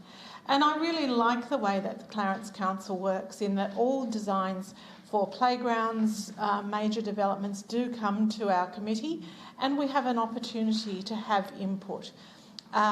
We're making, as I said, good progress with buildings. I think we need to do more with playgrounds. But the concept of universal design should just be a given. It shouldn't be something that we debate. We shouldn't be talking about us and them and we've got to make special allowances for this group. We should be designing everything so that it's accessible by all. And we've even voted as a council to be a welcome and inclusive city. And here is a perfect example of something that we can do. Wouldn't it be great if Clarence had that reputation as being a universally designed, all-inclusive city that everyone, regardless of their age, can access and take part in? So I commend the motion. Alderman Walker. Spoiler alert, I am going to support the motion. I think I just want to sort of talk through where we've sort of gone progress-wise over the last decade, because I think it is important to sort of note that. 2009, the joy of parenthood came to be bestowed upon me, and I say as a parent in Clarence, it was one of the motivators for me to stand for council in 2009, because we just had neighbourhood parks. We had big neighbourhood parks and small neighbourhood parks, one little swing, one little slide. And I would have reunions with the other parents of playgroups by either deliberately deciding or incidentally bumping into them. But that wasn't happening anywhere over here. It was happening at Long Beach, it was happening at the train park, or it was happening at what was then termed the Drew Point All Abilities Playground, and that was probably came to be our favourite. And when that talked about, I guess, all abilities, you would go there and you would see that the path, the level sort of path, and understood how that would be beneficial for both parents and children alike. There was the ship, which was sort of one of the features there, and again, designed flat and for the ability for wheelchairs and people with tone and muscle issues in some regards to be able to get in and out of it. And that was, I guess, what all abilities was understood to be. And I sort of reflect on that now and go, well, gee, that was so much better than what else was around. But it's probably better to be referring to those as having inclusive elements rather than the panacea of all abilities, which we started to sort of splash around. In November of 2011, Council in this chamber unanimously passed the Simmons Park Master Plan. Again, another little Clarence playground. I am so pleased that over the course of 2 years that was reflected upon, and this council reconsidered it. And the result, I think, was people started to see quite an unmet need for higher calibre playgrounds. Again, there's one or two elements of inclusion with that, but it's certainly not all abilities. Then we got Bellary Beach, and in fact, before we got Bellary Beach, we also got the road safety bike park at Waverley. Even though this council put it on the table, they were gracious enough after putting it off to the never to relook at it, and I'm glad that they did support that motion. And that's been useful. So again, Bellary is appreciated by many, and again, some really good inclusive elements around the carousel. But again, it's not, as I think we come to understand it, truly all abilities. And that's what I want to say, I think there's better that we can do. And that evolution is keeping on going. So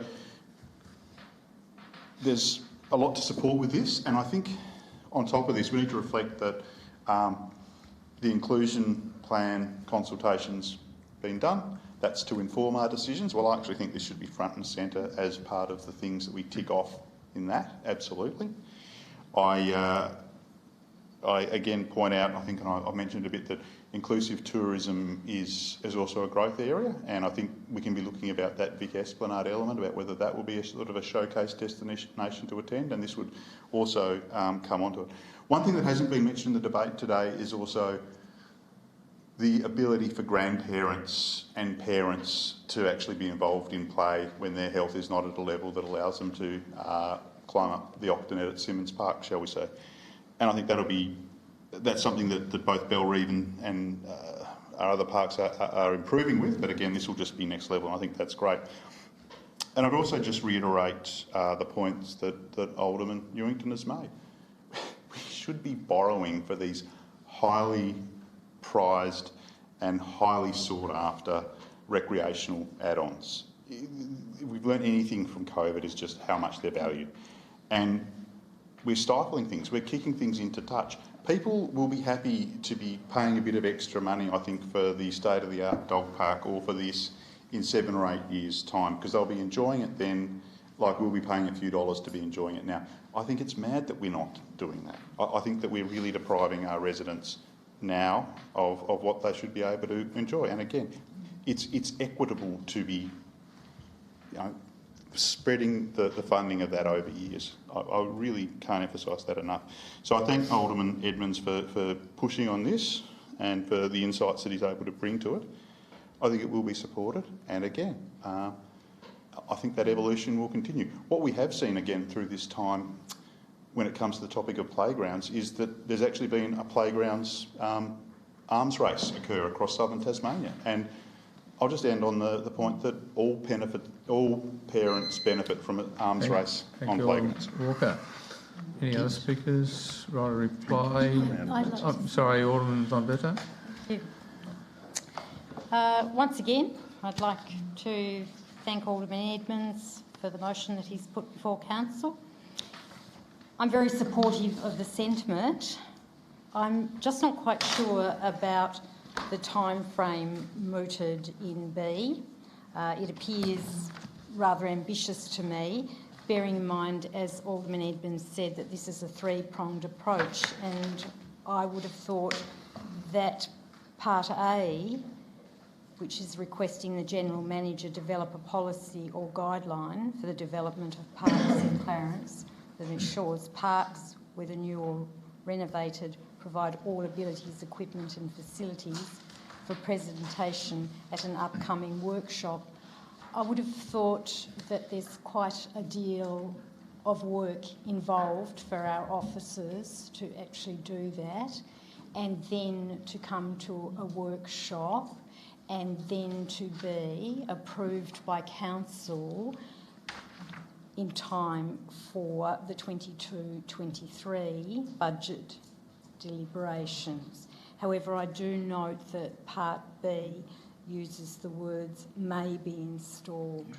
So once again, following on from Alderman James's thoughts, that the language that's been used may be installed, and in Part C considers Nielsen Park, we're looking at those particular aspects once we have that clear policy stroke guideline in place. I think that's incredibly important, so we are really clear on what we are looking at. As a member of the Board of Management of the Parkside Foundation, which advocates for and offers services to people with disabilities and older members of the Southern Tasmanian community, I'm very aware of the need for there to be more inclusive infrastructure for people of all ages, as has been said, universal access. I envisage that Alderman Edmonds will refine the requests that he's brought to us by taking them to the Disability Access and Advisory Committee, of which he's a proxy chair. And I also suggest that Alderman Edmonds brings his request to the Sport and Recreation Committee for discussion and advice. For instance, this was reasonably done by the Positive Ageing Committee in relation to a pilot project for adult exercise equipment at Simmons Park, which is focused primarily on seniors. And thanks to Alderman Walker, Council has secured from the state government $200,000 for this project to go ahead. And CPAC believed that the advice and consideration by a relevant committee was very important and worthwhile. And CPAC is very supportive of infrastructure for all ages and all abilities. As you well know, I often say the mantra for the Positive Ageing Advisory Committee is from cradle to grave. And this is an example of an aspect of cradle to grave. So I am supportive of the motion. Alderman Pearce. Thank you, Mayor, and thank everybody for tonight, because I really appreciate what everybody has said. Now, when I go past any playground now, I sort of look at it in a different way and think, you know, would this be suitable for an all abilities playground? And some are and some are not. But everyone's spoken on that, so I just want to go on another tangent, a bit like Alderman Walker said. People that are taking children to parks are not always young.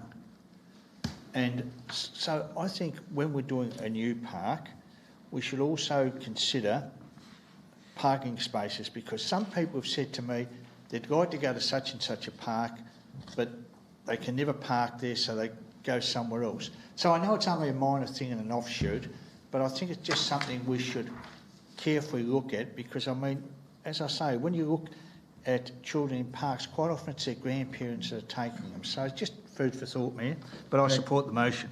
Thank you. Any other speakers? Rotary Clark. Thank you, Mayor, and thanks everybody for your comments. And just to reiterate a point, and I think Alderman Warren and a couple others touched on it, if things are properly done with universal design, then they're not agreed, like the points around grandparents and whoever else is needing to access them, they can be done well. There's been some amazing stuff which I can forward to people around the way.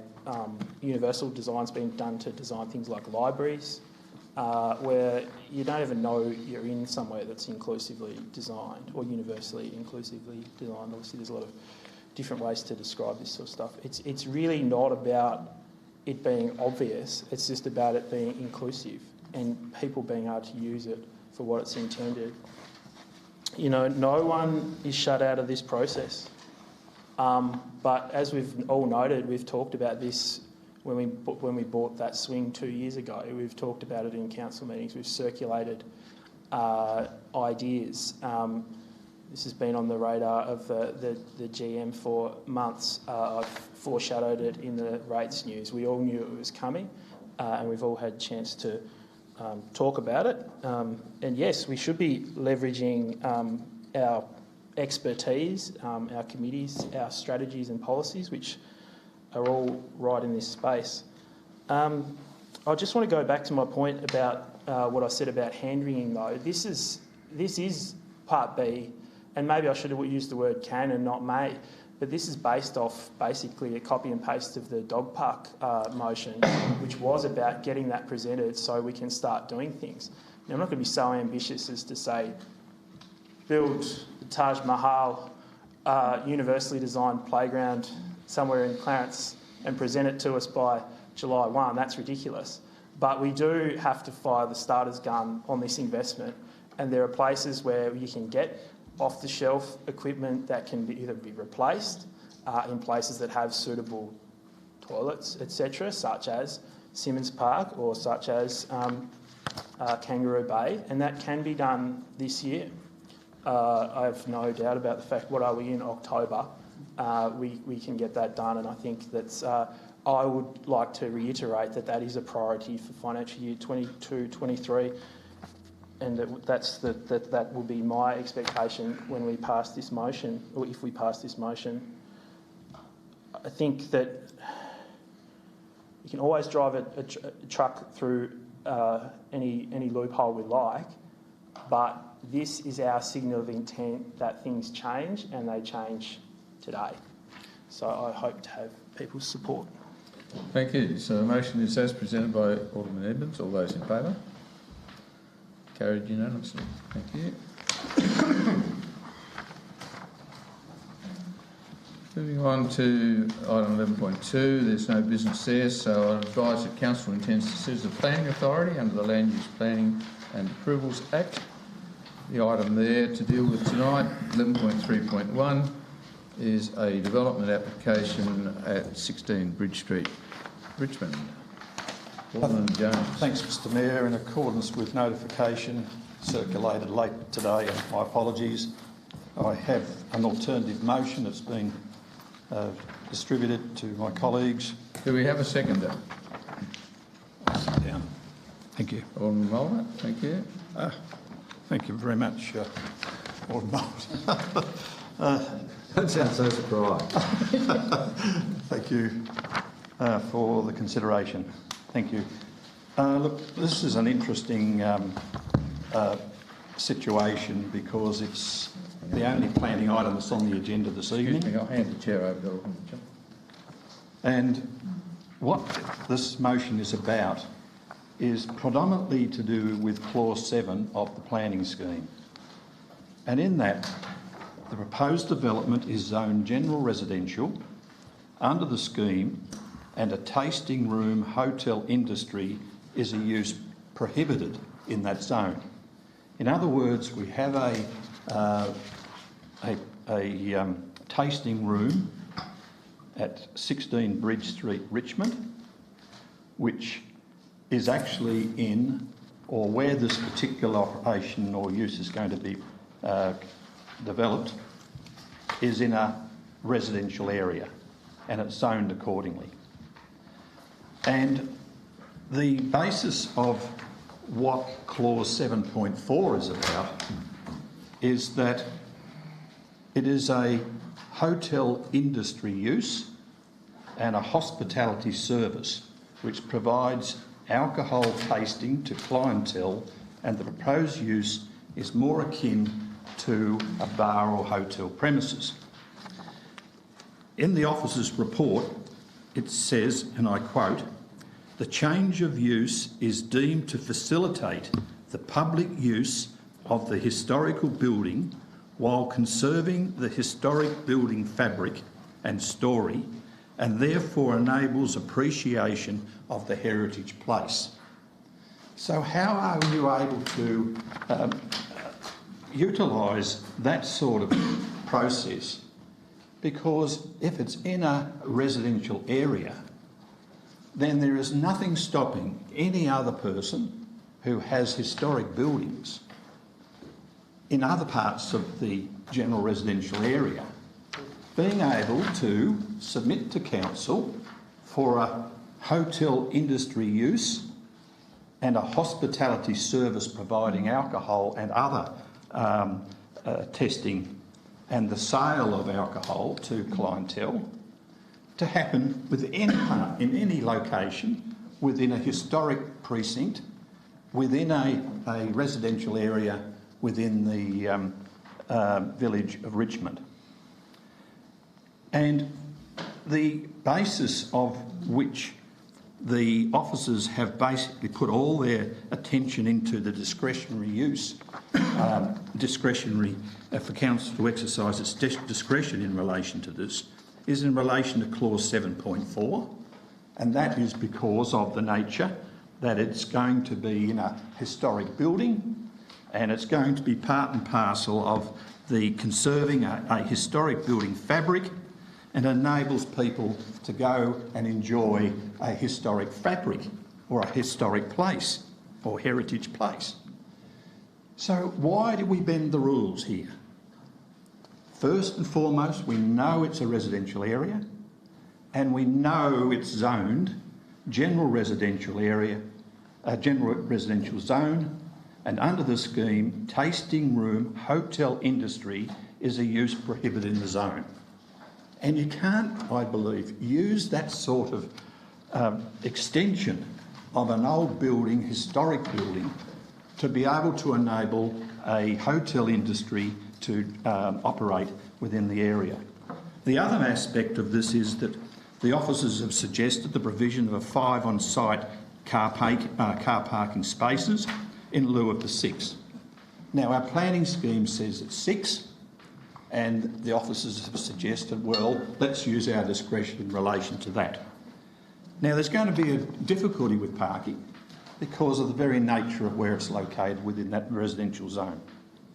So this is a very interesting aspect of the planning scheme that I cannot recall being used, but I was advised by Mr Lovell on Friday at our briefing that council has used this particular provision before.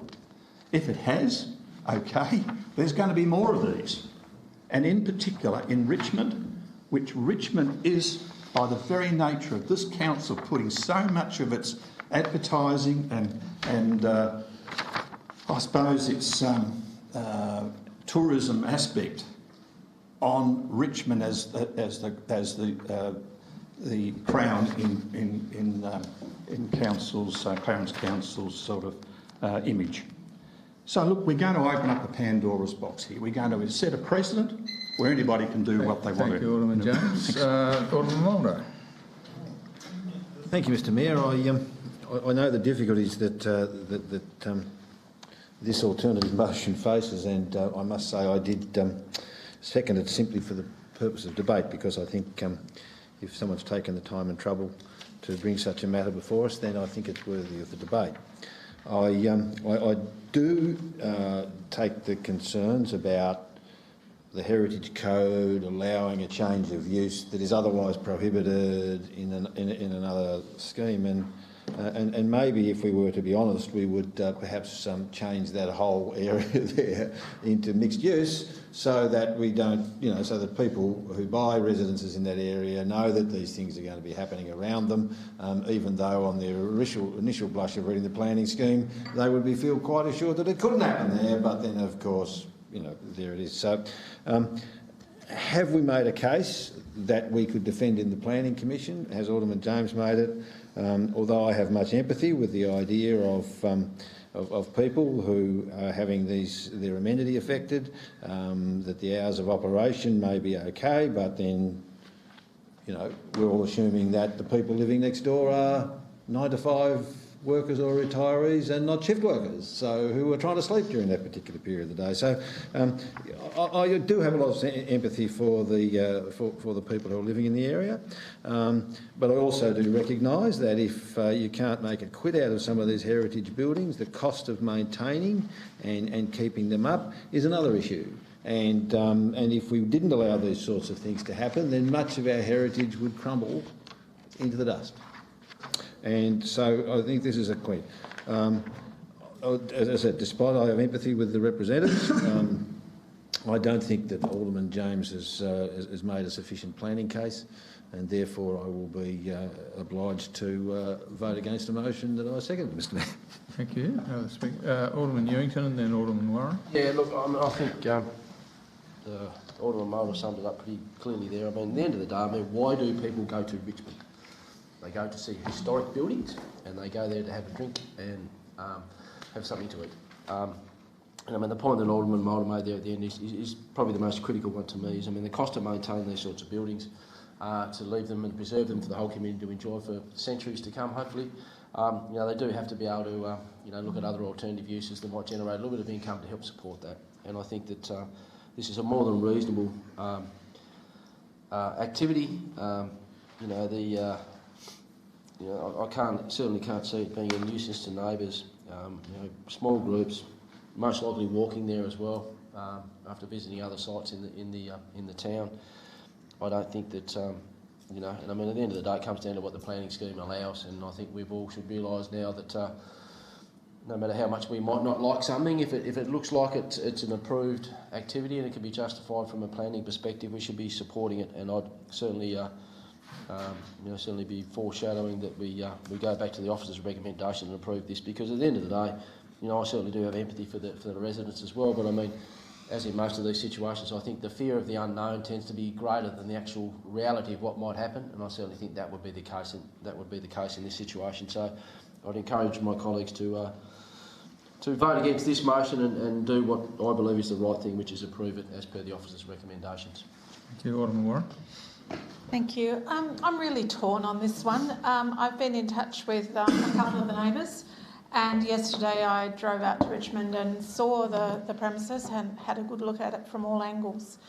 I know that the neighbours are concerned about the noise and people outside drinking, and I might just, through you, Mayor, I might ask Mr Lovell to clarify that, because I don't believe there's anything in this proposal about outside seating, and I assume that if that was the case, there would be a special permit required for that.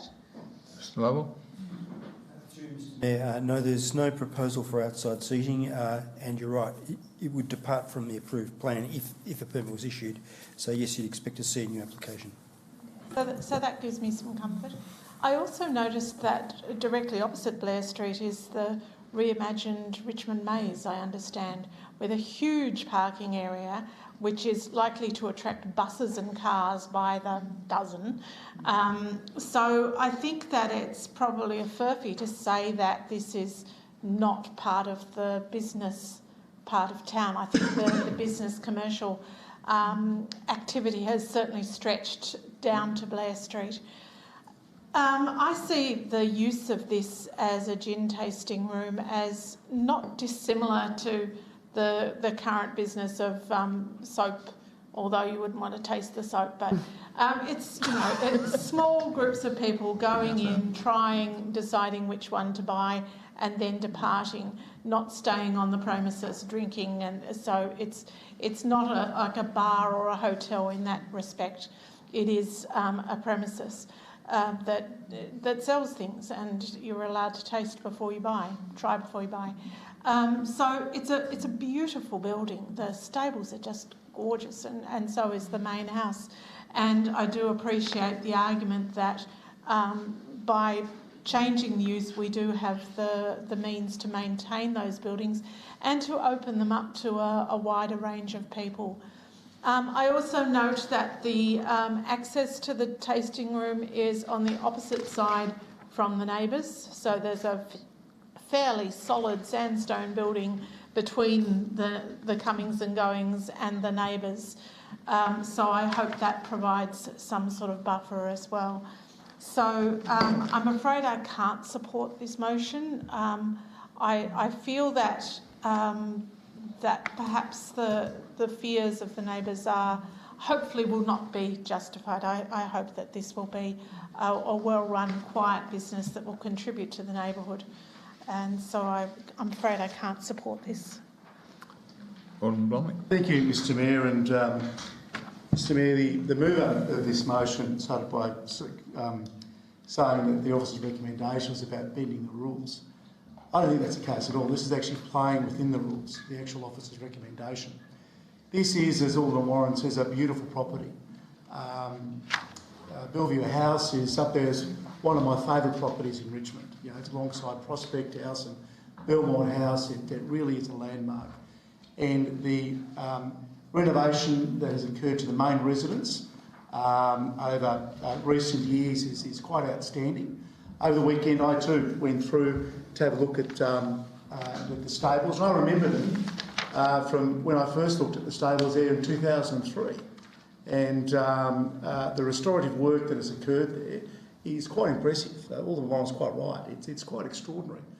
And it really does add to Richmond, the experience of Richmond. And even on Sunday when we were there for the Collectors Roadshow, to see locals, not as many interstaters for obvious reasons, but visitors to the city of Clarence enjoying Richmond. And if they want to go and have a drink or a drinking session, there's a Richmond Arms Hotel. This is boutique. We're talking about a 19 square metre building, and the current offering there with soaps, other Tasmanian handicrafts, etc. It's really beautifully done. It really is quite something, and I think the owners really deserve to be congratulated for what they've delivered there. In the back part, what I understand was the servants' quarters. There's a photographic gallery there, and again, that just adds to the overall offering. It showcases the very best of Tasmania to visitors and locals alike. I've got to say, I have a problem with part 2 of this alternate motion, because the issue of general amenity within the locality is actually dealt with in some detail by the officer's report. And I won't go through it and read it verbatim, but for the reasons that outlined in the report, with whether such an application would facilitate the restoration, conservation and future maintenance of the building, it is considered by the experts that this proposal satisfies both the commercial, economic and conservation objectives of clause 7.4 of the scheme. It also then goes on to restorative works of the building, etc. And that is the reason why, as we're told here in black and white, why the proposed change of use meets the scheme's relevant acceptable solutions of that particular zone. And there was ample parking out. We're all familiar with this building. It's opposite Oak Lodge. It's really good observation with the maze opposite too. That'll be opening soon, which will be fantastic.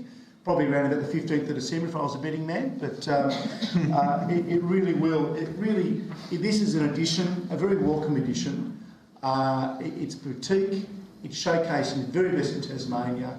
They're playing within the rules, and I certainly will support Alderman Newington's foreshadowed officer's recommendation. Thank you. Other speakers? Alderman Edmonds. Thank you. Just very, very briefly. The thing that in the movers for opening remarks that rang home for me was the fact that there's sort of nothing stopping this happening, and I thought that would be a good thing to test. But as we know, it's happened before already, and that's the issue with the planning scheme for us and the cuffs that we wear when we're here. As much as we might, as we've heard, some of the benefits of the business, it's sort of irrelevant as far as the rules go. I would consider that to be false hope to refuse this based on the precedent, and because we're here as a planning authority, those are the grounds with which I cannot support this motion, however unfortunate it might be in the real world. Alderman Walker. Yes, look, I have some confidence that this motion won't be successful and the foreshadowed one will be coming up. So rather than speak then, I might as well just speak now. Now, that's not prejudging it, that's just, I guess, being prepared. I did look over the representations we received, and I can understand a feeling of the spirit with residential, not being properly accommodated. But as we've talked through, as the report says, there's a reason why the officers have come to recommendation, and that's around the provisions of what's allowable within an heritage zoned area. So that's the nuts and bolts of it. And again, whether it was gin or Brussels sprouts, I don't get to make a value judgment on things I want to see, although gin's preferable. We just have to look at this specifically as a planning matter and within the planning rules, and so that's how the vote will be. I would strongly encourage the applicants, if successful, to liaise with council about any signage they might be considering. Alderman Pearce. Thank you, Mayor. I'm like some other aldermen. I cannot support the motion. Now, if the hours had been longer, I may have been a valid point, but it's got here now, as Alderman Bromley said, it's only 19 square metres, so the layout of the space is such that it will only ever be occupied by a limited number of individuals at any one time. So when I look at the plan, as I say, the entrance is away from the residential area, so I don't consider it to be, really contentious. So I'll be not supporting the refusal, Mayor. Alderman Kennedy. Yes, very briefly. Thank you, Mr Mayor. And following on from Alderman Walker's comments about not speaking to this round and round again, I really appreciate the intent of the motion. I have also spoken to some of the residents around. I feel for them. I understand, especially those that have lived there for 28 years, feeling that the zoning was going to sort of protect them to a degree. However, that's not the world that we're living in now, and we have the planning scheme that, as whoever said before, puts the cuffs on us, and so I cannot support this, but I appreciate the intent. Thank you. Thank you. Other speakers? Right, reply, Alderman James. Thanks, Mr Mayor. I just want to make 3 points. Firstly, the subject site is located outside the commercial centre of the village of Richmond and thus outside the general business zone. In other words, it's in the general residential zone. There's no doubt about that. The other point that I'd like to make is that the change of use is deemed to facilitate the public use of the historical building. In other words, there's nothing stopping anybody else who has some old buildings within the location of Richmond to propose to have a hotel industry use in those buildings to facilitate the public use of those buildings and therefore enable appreciation of the heritage place. So anywhere within Richmond, this particular, within a residential area, this particular matter could be operated on, because if this motion is passed, as being foreshadowed, then it lends anybody to be able to proceed to operate a hotel industry use in a residential area. And finally, Mr Mayor, the whole question in relation to restoration, facilitation, conservation and future maintenance of the building really hasn't got anything to do with whether or not the people who are going to use this facility are going to appreciate that building.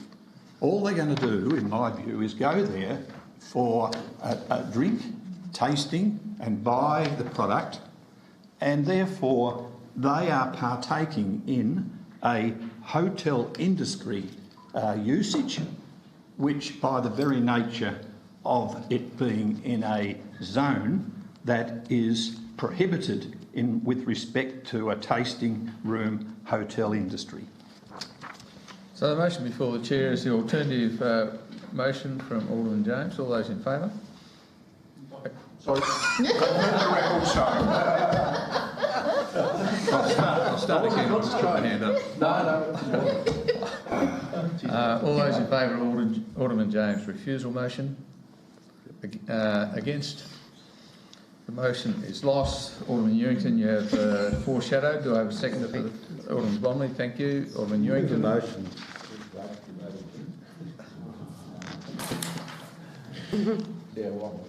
So Alderman Ewington has moved the officer's recommendation. That's been seconded by Alderman Blomley. Do you wish to speak to it? No, thank you, Mr Mayor. Alderman Blomley? Just a few. No, Mr Mayor, thank you. Any other speakers? Alderman Chong? Just very briefly, thank you, Mr Mayor. This, as everybody said, is a really quirky development application, and it's very rare that we get something where it would be normally prohibited but is approved because of the nature of the place. And I don't necessarily think that that's going to set a precedent in Richmond. This is peculiar to this place. Yes, there are other heritage areas, but we can only consider this development application and what it does. And I guess for me, I know this building well, I know that area well. The commercial centre of Richmond has moved quite considerably. When we approved the maze some years back, that set a whole new level of commerce down that end of the village. The museum is there, Oak Lodge is there, and hopefully will gain more traction as the maze is opened. I don't with the and the soap shop that's already there. I don't see that this is actually detracting from the residential area any more than the other commercial buildings, which are already there and are already in place. So I think I would seek council support for this motion. Other speakers? Right of reply, Alderman Ewington. So the motion before the chair is the officer's recommendation for approval, subject to conditions and advice. All those in favour? Against? The motion is carried, and that concludes our business as a planning authority. Moving on to governance. 11.7.1, Council adopts the tree policy on council managed land. Move and seconder, please. Thank you, Alderman Warren. Second, Alderman Pearce. Yep, that'll do. Alderman Warren. Would you like to speak to it? Sorry, was I first? I thought I was second. Thank you, Mr Mayor. We've been looking at this in workshops. Everyone's had a chance to talk about it. It's been out to public consultation. There are some really important things in here in terms of increasing our canopy and greening Clarence, and that in itself is a mitigation against climate change to make sure that we do increase the tree coverage. It's really concerning that a lot of the developments that come before us allow for the destruction of a lot of trees and natural habitat. So it's good to see that there is a strong policy in this on the removal of trees. And okay, and it would be we've seen examples of that recently. Trees that are requested to be removed because they block people's views rather than for any good reason. And so having a really clear guidelines that trees are important, we need more, not less, and something we should take into account in every DA that comes before us is, and hopefully this will allow us to have some sort of guidance on that, that we make sure that we increase our tree coverage and look after the trees that we have. So I commend this policy. Thank you, Alderman Pearce. Thank you, Mayor. Look, I'm just wrapped about page 5, tree pruning priorities, because as I said, I've raised Bayfield Street many times in this chamber, but it's good to see childcare centres, footpaths, but high volume streets, playgrounds. I really think that this is good because, as I keep saying, it's great to be planting trees, but somewhere along the line we've certainly got to look after them, and especially those in high volume areas. Thank you. Other speakers? Alderman James. Yeah, look, it's taken a lot of time and effort and work on behalf of not only the community but us in this place.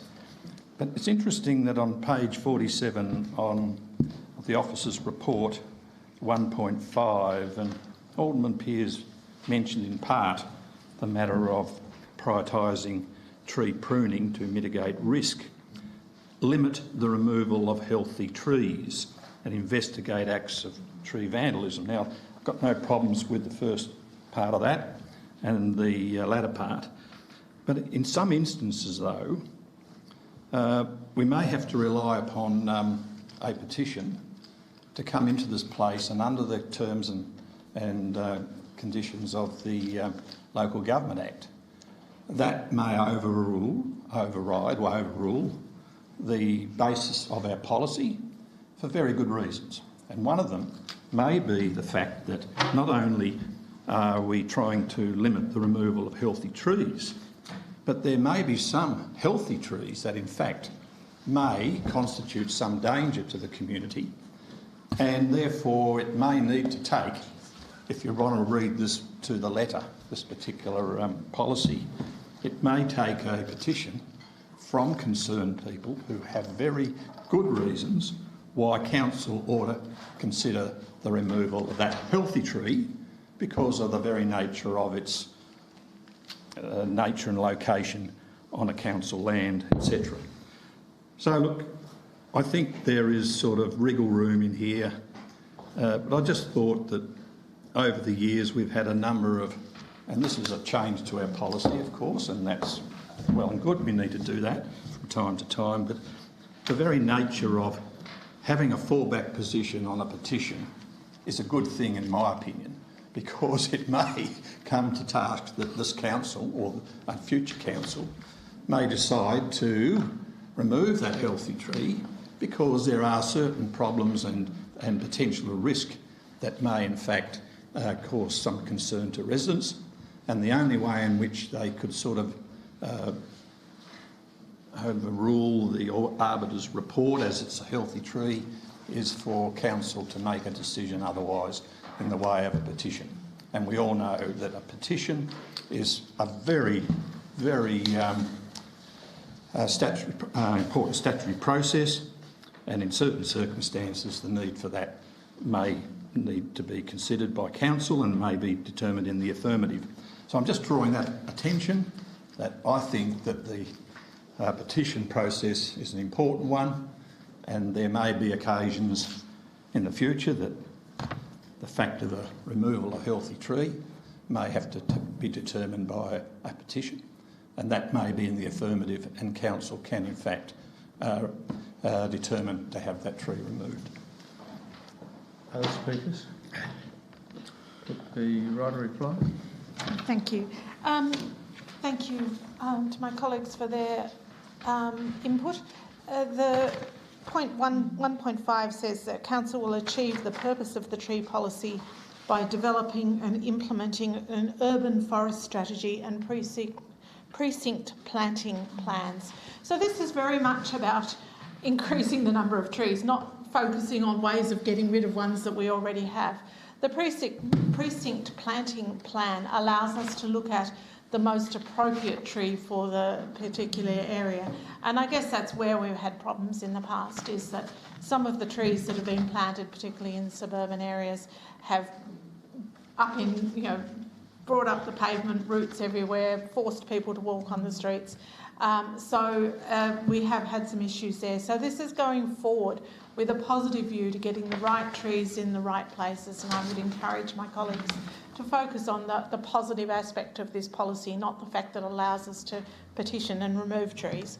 So I commend the policy to my colleagues. Thank you. So the motion is that Council adopts the new tree policy. All those in favour? Carried unanimously. 11.7.2, renewal of lease for the Southern Support School, that Council actually gives notice of its intent. Thank you. Alderman Ewington, second Alderman Kennedy. Would you like to speak to it? I think that's quite obvious what we need to do here. Thank you, Mr Mayor. Other speakers? In that case, I'll put the motion. All those in favour? Carried unanimously. Now, thank you. Alderman Walker, Alderman von Berto, you foreshadowed a conflict on this.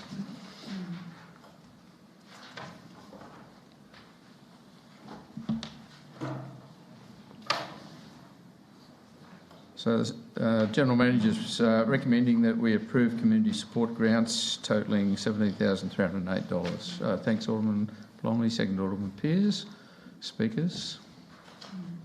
Thank you, Mr Mayor. I think it's important just to say right up front that we sought some advice from the GM and our legal officer regarding potential conflicts of interest here, because if we were, all of us are involved in multiple organisations throughout the community, and I can look at the list here and name several that I have involvement with. I know other aldermen do as well. We've got some advice as to why it wouldn't be necessary to declare a conflict of interest, because we're not there as a patron, or we don't financially contribute to them as individuals. And that's why a couple of colleagues decided to make their decision to vacate the chamber. But I'm very happy, based on the recommendation of the General Manager, to endorse the community grants as proposed to you in the report. Now, I might ask the General Manager just to clarify the Local Government Act in respect to this, please. Thank you. I'm going to need to talk about the advice I provided off the cuff. Essentially, the advice boiled down in two parts. The Local Government Act deals with issues related to pecuniary interests, and the Code of Conduct deals with non-pecuniary interests. In terms of pecuniary interests, the Local Government Act gives exclusions to aldermen in the context of membership and other activities with clubs and associations, provided you're not on an executive in an executive position, or making financial contributions beyond that membership. And in a similar light, non-pecuniary interests are also managed, but ultimately it is a judgment call for each alderman to make as to whether they perceive to have a conflict. So that was the nature of the advice I provided. Thank you very much. Alderman Pearce, do you wish to speak to this? Thank you. And look, I'd like to thank the General Manager on that too, because like Alderman Bromley said, I'm involved in a couple of clubs, but when I read what they were, there's no benefit or whatever to me whatsoever. And I'm a member of the RSL, and I mean, they're getting a grand funds. I can say it's no benefit to me, either. So I think all, and I've read them all, and I think they're all very worthy, Mayor. And I think we should support this with gusto. Any other speakers? Alderman Jones. Yeah, I just have a question in relation to the Belrive branch of the CWA. And look, there's no problem, in fact, with the funds, but the aim is to hold a soup and sandwich event at the Grace Church Centre in Rokeby for members, past members, members from other branches and state office bearers and the Mayor. Is that you? I am the Mayor, Alderman James, but as of this point in time, I'm not aware that I've been invited. I thought, what's going on? Nothing against the Mayor, but it looks like he may enjoy the sandwiches. In fact, what we have has a pecuniary interest in the game. Look, I'm not for 1 minute trying to say, Mr. Mayor, look, you really are supportive of this motion because you will be able to partake of a ham sandwich or a vanilla slice. A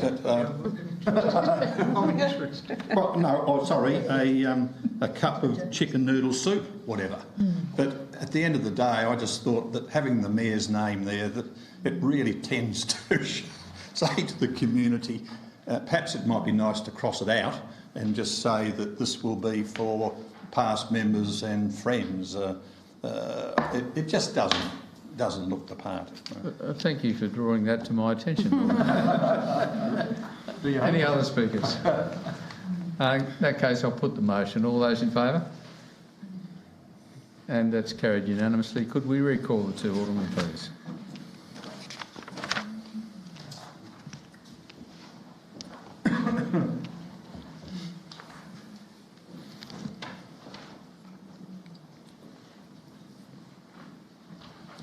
Next item is 11.7.4. That the recommendation is that Council approves the transfer of 38 Lenina Street, Belrive to Taswater. Thanks, Alderman Blomley. Second, Alderman Newington. Do you wish to speak to it, Alderman Blomley? No, thank you, Mr. Mayor. Alderman Newington. Thanks. Any other speakers? In that case, I'll put the motion. All those in favour? Carried unanimously. 11.7.5 is a request to provide written support for a place name at Sandford. The recommendation is that Council not support the request. Could I have a move and a seconder, please? Well, I'd like to move. I'm sorry, but Alderman Newington has moved the recommendation. Do I have a seconder, please? Thanks, Alderman Mulder. Alderman Newington, wish to speak? Yeah, look, after reading through the reports and considering this, Mayor, I mean, it's obvious that there is some grief caused by the confusion to the local residents, but I think there's other ways that council could be dealing with this, and hopefully we can get some appropriate signage and changes to websites and things like that to actually deal with it. I'd hate to think that we're just going to turn our back on them and leave them to continue to deal with this problem, but I don't think, from the advice that we're given, I don't think it's appropriate that we go down that path. But I certainly do hope that as a council and hopefully that through the GM with the staff that we can actually find a way to make it so that they don't have unauthorised access from people wanting across their land. I'm sure my colleagues would all be supportive of making sure that is an outcome that we work towards as well. Thank you, Alderman Moore. Mr Mayor, I can concur with those remarks of the mover. I think, this council's been through the tortuous path of attempts to create name places and pieces like that. In fact, it became it transpired into a piece of legislation because of the old nomenclature board and the issues resulting around that, and the set of guidelines that were developed for that are now enshrined in the legislation, so we don't have that option anymore. And given my knowledge of the process for changing names and the difficulty that arises in, and the creation of new localities is not something that is given to very lightly by the Place Names Board or the Nomenclature Board for all the reasons outlined in the previous application. I understand there are issues, and I understand that we have a moral duty, if nothing else, to try to assist some of the negative impacts by the misnaming of a park and the fact that these things turn up in Google and places like that. But this is only the first hurdle.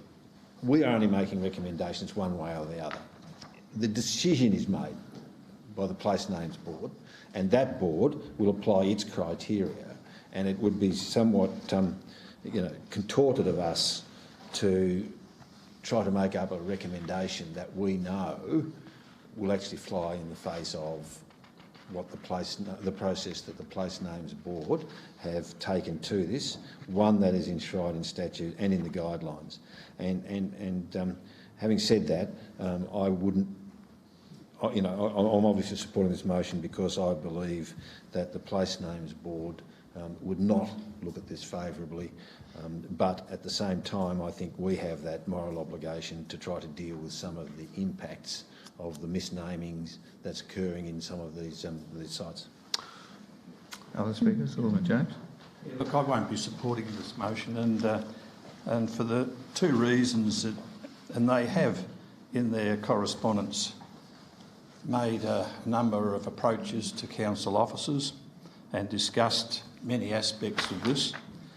And on page 84, it states, and I quote, "At the time, council officers advised the property owners the name would not be supported as it was not in accordance with the Tasmanian place naming guidelines as it used the name of living persons." Now, they have changed that. In discussions with council, they have changed it, of course, to what is being called Kilgarran Shore, and the property owners have stated it's the name of historical significance in the area. And also, too, there was another suggestion that it would also the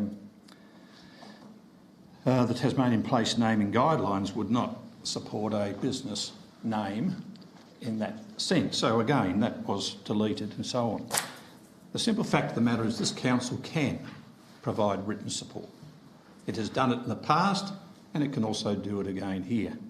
It just seems as though that the evidence and the amount of time and effort that the proponents have placed on this to abide by what the provisions and what the guidelines are, they've bent over backwards in order to try to do something about this. And it's also in recognition of the Richardson family that owned the land for 4 generations, I understand. And also this is a beautiful bit of land, and as it was mentioned earlier, there is public access along the foreshore. The rest of it is private land, and I think a few years ago, a few of us in this place actually were confronted. I think we had a matter of a subdivision that was up on the hill, and there was some concern in relation to access and across private land owned by the Biddles at the time. But nevertheless, I think that has been resolved and so on. So look, this council can, and it has done in the past, provided written support.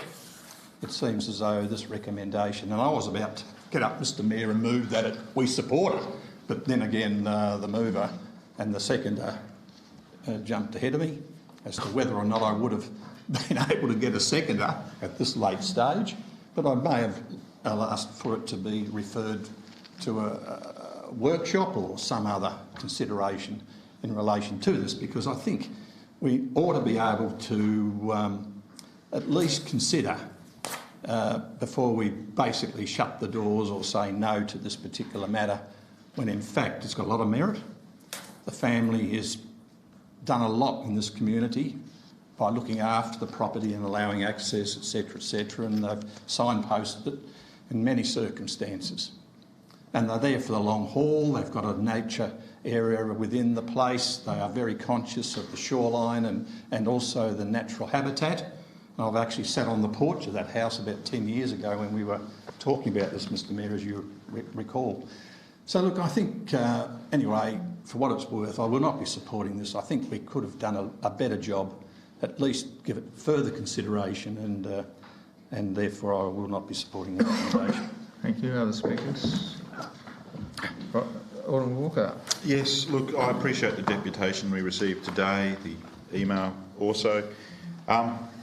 Rule of law and property rights matter. They're fundamentals to Western civilisation.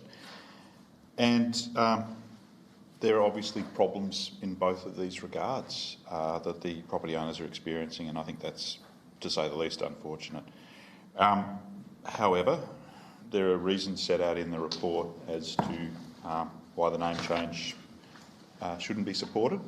And again, whether, even if it were to occur, that it would stop the problem, I think is somewhat speculative as well. So I, sympathetic to their situation. And again, the imprimatur of a council signage, if used appropriately, might be the best way to sort of point out where things start and stop. So hopefully it can be some advance done in that place. But if you look through the report, the reasons are set out as to why it shouldn't be supported. In this case, I'm going to follow those reasons. Thank you. Alderman Evans. Yeah, just really briefly.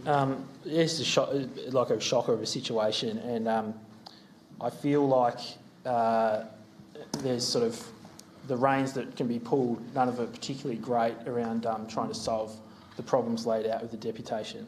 But what I would say is, because there's clearly mood among aldermen for us to be able to provide support to lobby Google, to do signs and to just generally assist a ratepayer, is it necessary with that mood for us to potentially add a point B that we, the council agrees to assist with the challenges faced by, words we could come up with, and seek an update at a workshop within 3 months or something like that? Would that be something that we could do on the floor of the House, to sort of just, rather than sort of blanket just support the recommendation and off you go, to actually say we acknowledge this is an issue, we think it's important that we help wherever we can with the specific things around getting Google to change. I know businesses that have had nightmares with Google because they have their operating hours,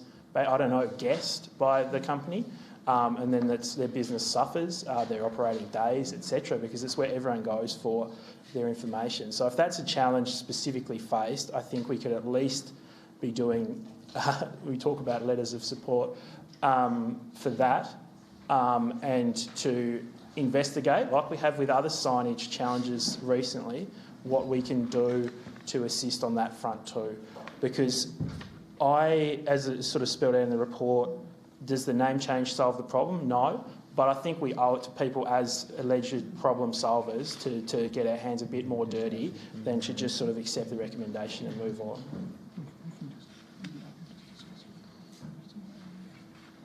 Look, I do sense that the council is of a mind to do what it can to alleviate the situation as much as it can. I've asked the General Manager if he could look into options there, and perhaps we can discuss that at a workshop. Yeah. We could have a part B to that effect if council's of a mind to, but I need a mover and a second that the motion be amended. So the mover, looks like the mover and the second have accepted that recommendation. The mover has.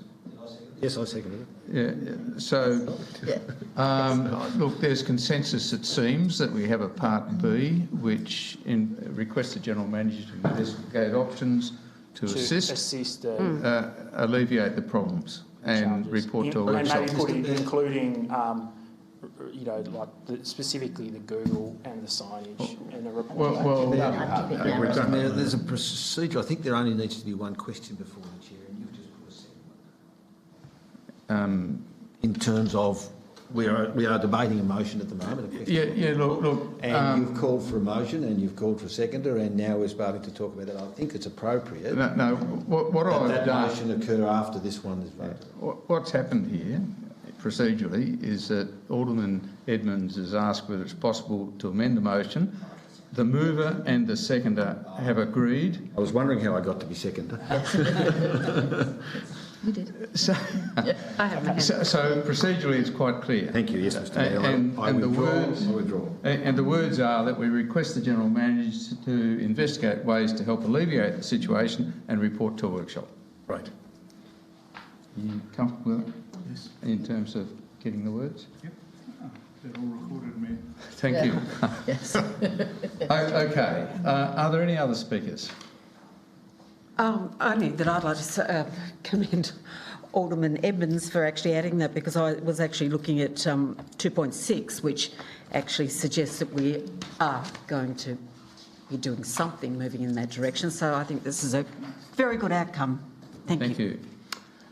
All right. Right reply, Alderman Newington. No, thanks. In that case, we now have Part A and Part B, as discussed. All those in favour? Carried unanimously. Thank you.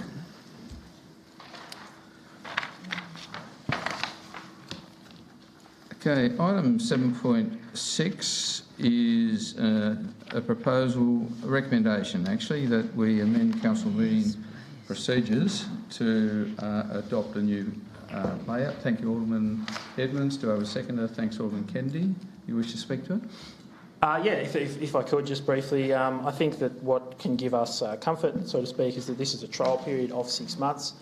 I think what we currently have sort of ended up with through COVID with the start items, etc., can make our running order a bit clunky, and I think anything we can do to do that is good. I think, as we discussed in a workshop, no matter what order we put things in, it's going to be difficult to get every meeting right, because what's most got the most heat around it or most interest in it isn't always a motion, isn't always a DA, isn't always governance, isn't, etc.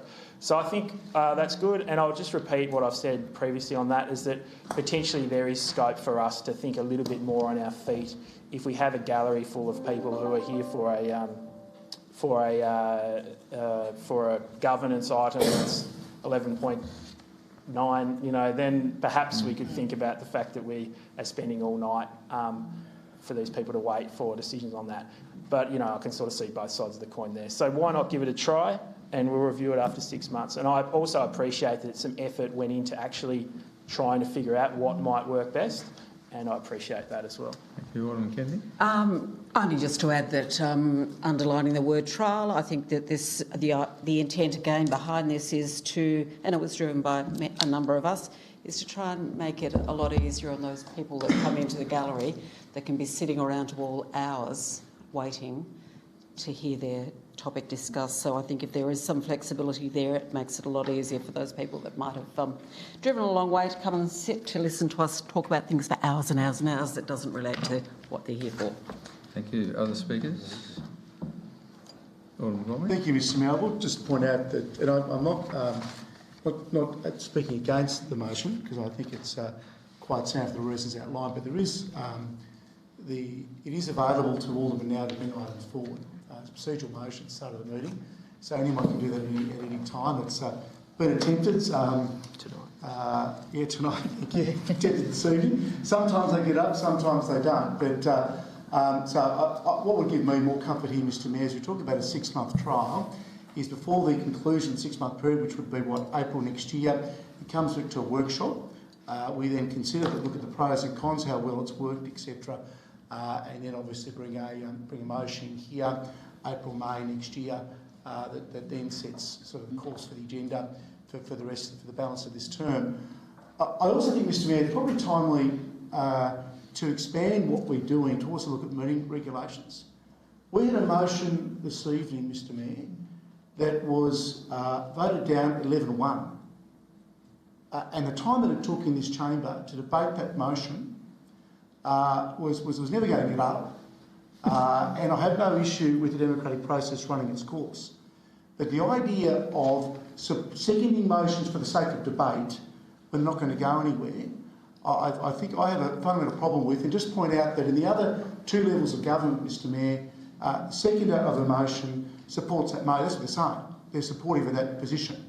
So I really think that we probably need to look at expanding the remit here, the review, to look at meeting regulations. I've raised this before in this place. We talk about members of the public. You know, it's now 9:30 at night and we're not yet finished. For some of it's been a very long day already, and I think that that sort of stuff is just time wasting in my view. I think that's a matter that we'd probably have to take to the government via LGAT because meeting regulations are quite specific in that regard, and it would require, as you point out, a change to the regulations. Alderman Mulder? Yes, Mr Mayor, just on the, I haven't spoken on this matter yet, but just in relation to that last contribution, Mr Mayor. Look, that was not germane to the issue that we're on the table right now, and I tried to give that indication in my response just now. But if you'd like to remain on topic with our current meeting procedures and the proposed amendment, you're most welcome. I am. I will say that the democratic process is such that we organise these meetings, and it's important. Sometimes it's not the planning matters people are here for. We saw a motion on notice tonight where we had a member in the gallery, and that was in fact in relation to not a planning matter but a motion on notice. So it's not always planning matters that have the priority.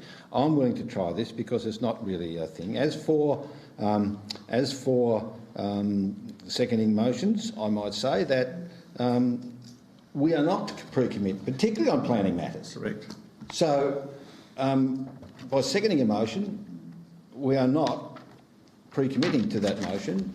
And as indicated, sometimes you listen to the debate, sometimes you're persuaded, as you should be on this motion. So I'd just make that. The democratic process is there. Whatever we can do to make it a little bit more comfortable for the members of the public, I do not go along with the idea that because I have to suffer until midnight that everyone else has to as well. So I'm content with the motion. Thank you. If there are no other speakers, right to reply? I'll put the motion then. All those in favour? Carried unanimously. Thank you. Next item is 11.7.7. The recommendation is that Council nominates an alderman as Tasmanian representative to the Australian Coastal Council Committee of Management. In the first instance, we need to agree to that motion, and then, if it's successful, I'll call for nominations. I think Alderman Mulder, seconded Alderman Von Berto, was it? I move the motion, Mr Mayor. Okay. Perhaps it was Alderman Bromley. I thought Alderman Von Berto backed me up, but anyway, I'm happy to second it. Are you seconding it, Alderman Von Berto? Sorry? Are you seconding this motion as it is? Yes, you are. Yeah, you yes. Thank you. Just seeking clarification. Thank you very much. For the benefit of debate. So, Alderman Mulder, do you wish to speak to the motion? Simply to say, Mr Mayor, that I think that it's important that we first of all, as a council, by majority decide that this is something we want to do, and then we move on to motions, which is why I think that this is the correct process to follow. So I'm certainly supportive of us appointing someone to this committee. And Alderman Von Berto, perhaps you could illuminate us as to why it would be important for us to nominate someone to this council. Thank you, Mr Mayor. As everybody knows, I have been one of the Tasmanian representatives for a number of years, and it's important to note that the person who is nominated would be a Tasmanian representative, not a council representative. The association has three key roles. First is lobbying and advocating at a state and national level. Second is researching various issues that come before it. And the third is educating its members and others within the community. and that's done by annual conferences or fora.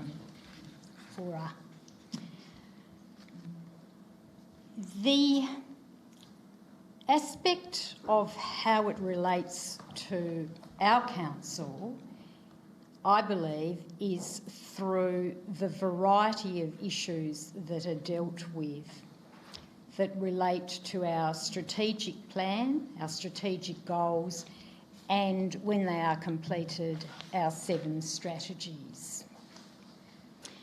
The work of the Australian Coastal Councils Association started in 2004, and at that time it was called the National Sea Change Task Force, and it dealt primarily with issues of tourism and increasing tourism on the coastal stretch, which, as we know, is a very large part of Australia.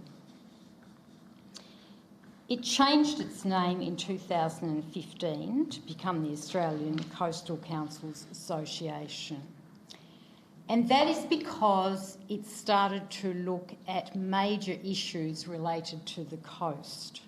So such matters as coastal erosion and inundation, shark attacks and what could be done in relation to that particular issue, which is a major issue, particularly right across the eastern seaboard and on the west coast of Australia. Another aspect that has been looked at and researched thoroughly is short-term holiday accommodation platforms and the issues that they have as far as permanent accommodation and homelessness. Another aspect that's been looked at recently is recreational vehicles on coastal areas and the damage that they do to both flora and fauna. So as you can see, there's a wide number of issues, and I've only touched on a few, that are covered by this particular association. I have been the Deputy Chair for the last 2 years, and I would like to continue on the association. I would like to continue as Deputy Chair, but that is a matter for the committee to decide. So I suggest very strongly that we nominate an alderman to be the Tasmanian, or one of 2 Tasmanian representatives on this particular body. Thank you. Thank you. Other speakers? Yeah, just to echo those sentiments that I think we do need to be represented in these bodies. I don't have the number at hand, but we're always told about the vast stretches of kilometres of coastline that we have in this city, but also obviously being an island state, and if this is about representing the whole state, then obviously there's challenges that aren't unique to Clarence. And I think that the points made about lobbying couldn't be clearer than issues specifically that we still get emails and are obviously following up, such as pipe clay, where there's going to have to be a solution that isn't leave people to have their road and potentially houses inundated. We've got issues, Lauderdale, etc., obviously being thrashed out in the press, and we're working on solutions to those that, again, talk about lobbying and research and education, and 7 Mile Beach, among others, Bell Reeve. So, yeah, I think it's really important that we're in amongst this this body, and that our voice is, yes, okay, in a Tasmanian sense, but we're the ones with the finger on the pulse, and then re-informing our own people, but people around the state. And, I think it's a good idea that we are in there so we can be informed on the issues as they arise. Does anyone else wish to speak on this? Right reply, Alderman Moller. I put the motion that we nominate someone. All those in favour? Carried unanimously. Can I call for nominations, please? Alderman Blomley. I nominate Alderman von Berto, Mr Mayor. Thank you. Alderman von Berto, are you willing to accept? Yes. Are there other nominations? I'd like to nominate Alderman Edmonds. Alderman Edmonds, are you willing to nominate? I am. Okay. Other nominations? In that case, could I ask our two candidates to step out of the room while we conduct a ballot, please?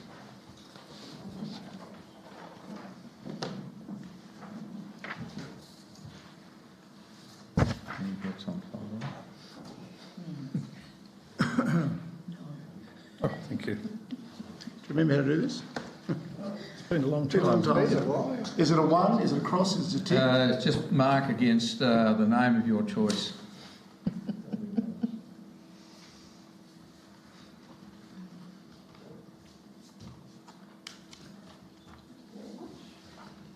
What do we do if there's a draw, General Manager? Oh, we toss. No, we draw. We draw. Yeah. You retain the We draw the hat. Remember? Yes. You retain the shield. Some years ago now. Yes. You'll win. Can I have a vote too, please? That's it. Good try, Claire. There's no 13th ballot.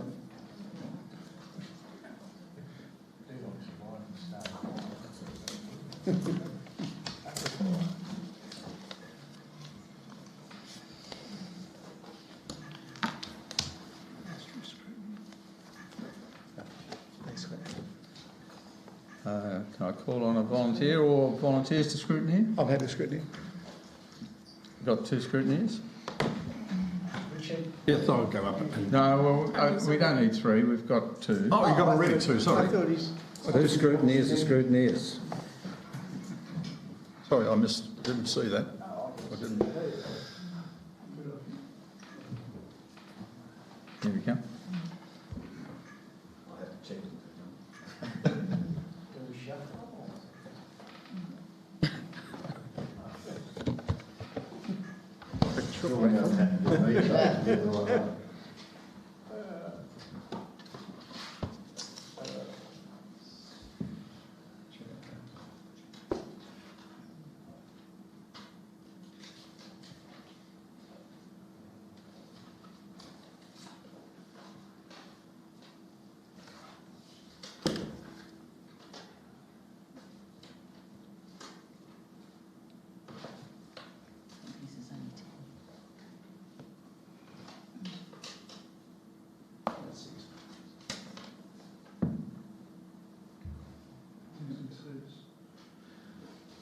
It's not hard, people. There's been an informal vote.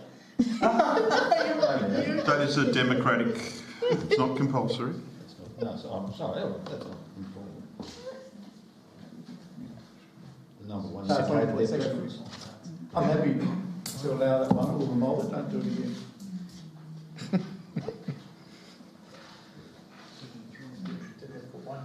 Seven three in favour of all amendments. Okay, if we could invite our 2 candidates.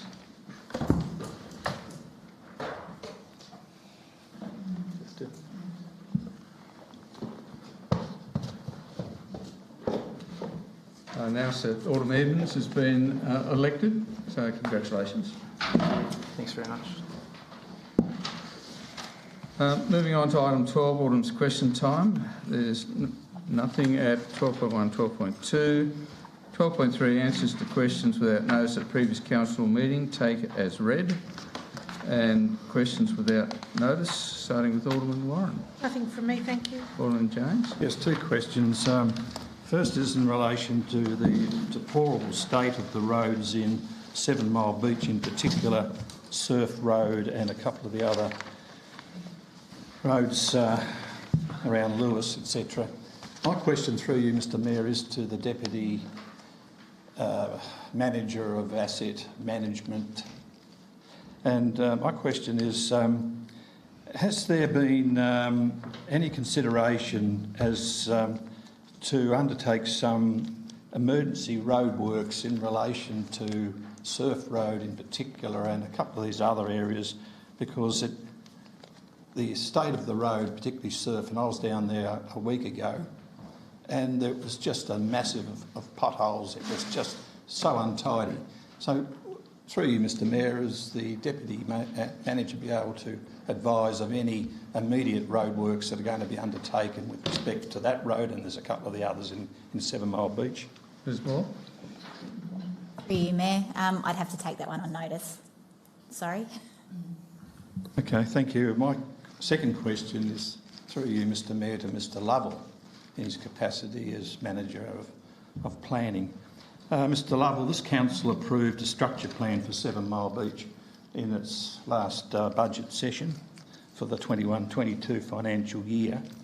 Does the structure plan improve, or does it include roadworks across the village, or does it merely look at any planning matters that may be more in keeping with subdivision and not necessarily with the general roadwork network within the 7 Mile Beach?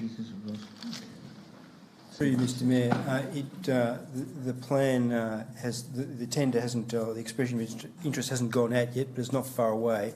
I wouldn't envisage it would deal with making recommendations for construction works in line with your previous question, but it would deal in a planning sense or an overall traffic sense with the network of roads and how they operate and what the priorities are and so on for pedestrianism and vehicle movement, but it wouldn't go to the level of making recommendations about the level of construction, if that's helpful. Alderman Gumberto.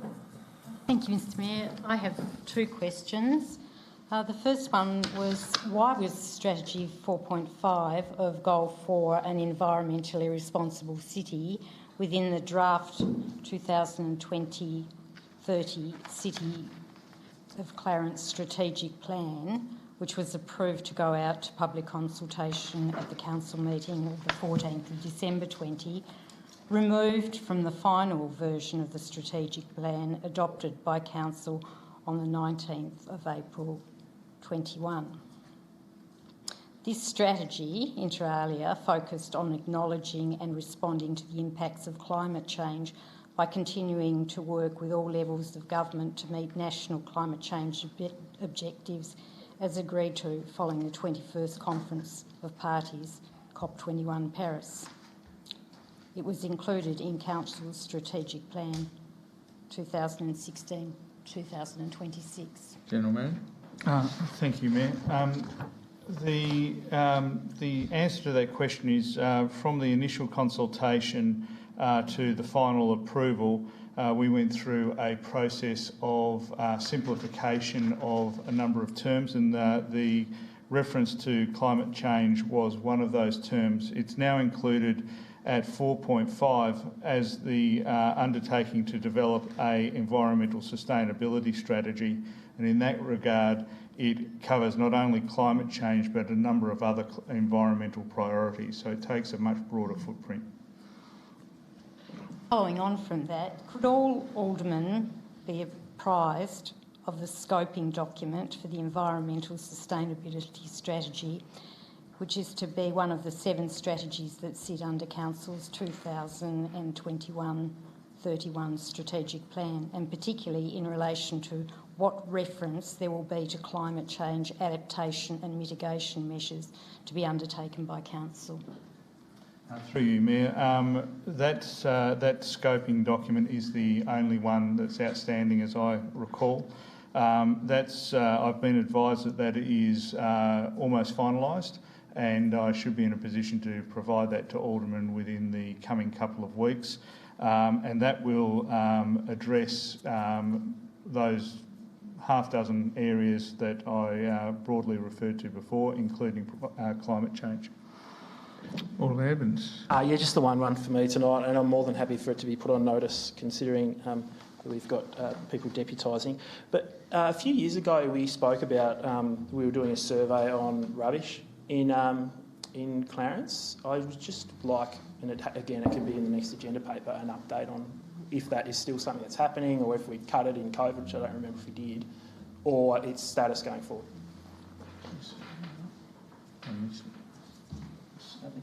Sorry, through you, Alderman, through you, Mayor. I missed what the survey was in relation to. I just didn't hear. So when we were talking about things like single-use plastics, etc., there was discussion about there was money in the budget for a survey that was already planned on other things. A survey into waste. Yeah, but that was nearly 3 years ago. I wasn't sure of its status, and I know that there was some concern it was turning into a bit of a Frankenstein, but I'd like to just sort of get an update on where it's at. It's a good question. I understand that it was overtaken by the fact that the state government was coming up with a state waste policy and a few other things that left it behind, but it is worth following up and finding out what the plans are now. Literally just a status update, not saying we have to fire the... Sure. Yeah, no, good question. Blomley. Thank you, Mr Mayor. I have two questions. The first one's regarding the Clarence Lifestyle Village at Kilston Bay and, if you like, the missing quarter that plan. I'm conscious that some residents have paid deposits, etc., but there were planning issues that had stopped the final stage of that development to proceed. I'm just wondering where that's at this time, probably 3 years, Mr Lovell. Mr Lovell? Through Mr Mayor, I'm unaware of any progress in responding to Council's decision, but I can confirm that we've also spoken to prospective purchasers in the area and updated them. What I'd like to do is take it on notice and provide a more detailed status report. Thank you.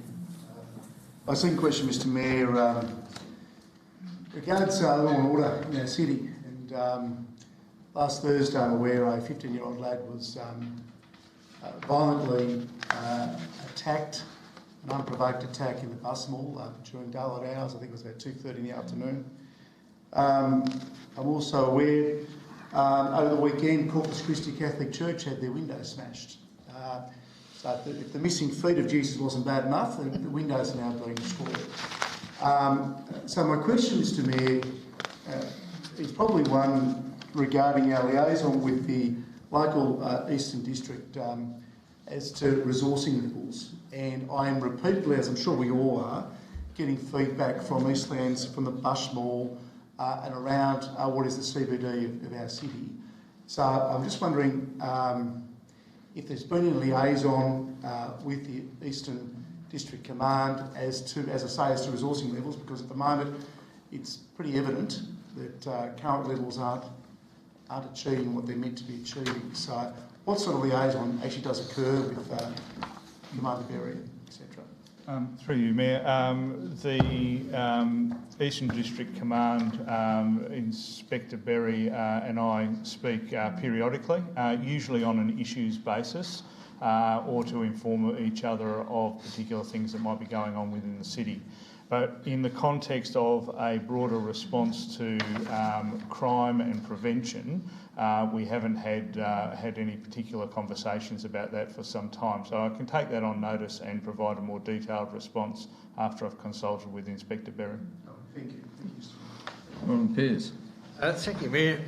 It's not one of my questions, but I would like to reiterate what Alderman Bomber just said, because when I left work tonight, there was a whole heap of police chasing. There was a fight at KFC. Was it? Right. One of my questions, Mayor, is, and I'm not quite sure, it hasn't been reported to us, and that's my question. I know we had very heavy rain, and some of our stormwater and sewer outlets probably couldn't cope, but I've seen nothing in writing yet to tell me, because, you know, we have got some old infrastructure. Will we be getting a report on some of the damage that was done? Through you, Mayor. We did give a verbal update at the agenda briefing on Friday, but I haven't got a formal report at the moment. The advice I did provide on Friday was that the rain that we had last week saw the enactment of a new protocol that we've developed with Taswater for the first time.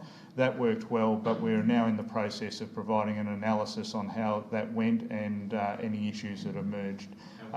We'll get that analysis? You will, yes. Thank you.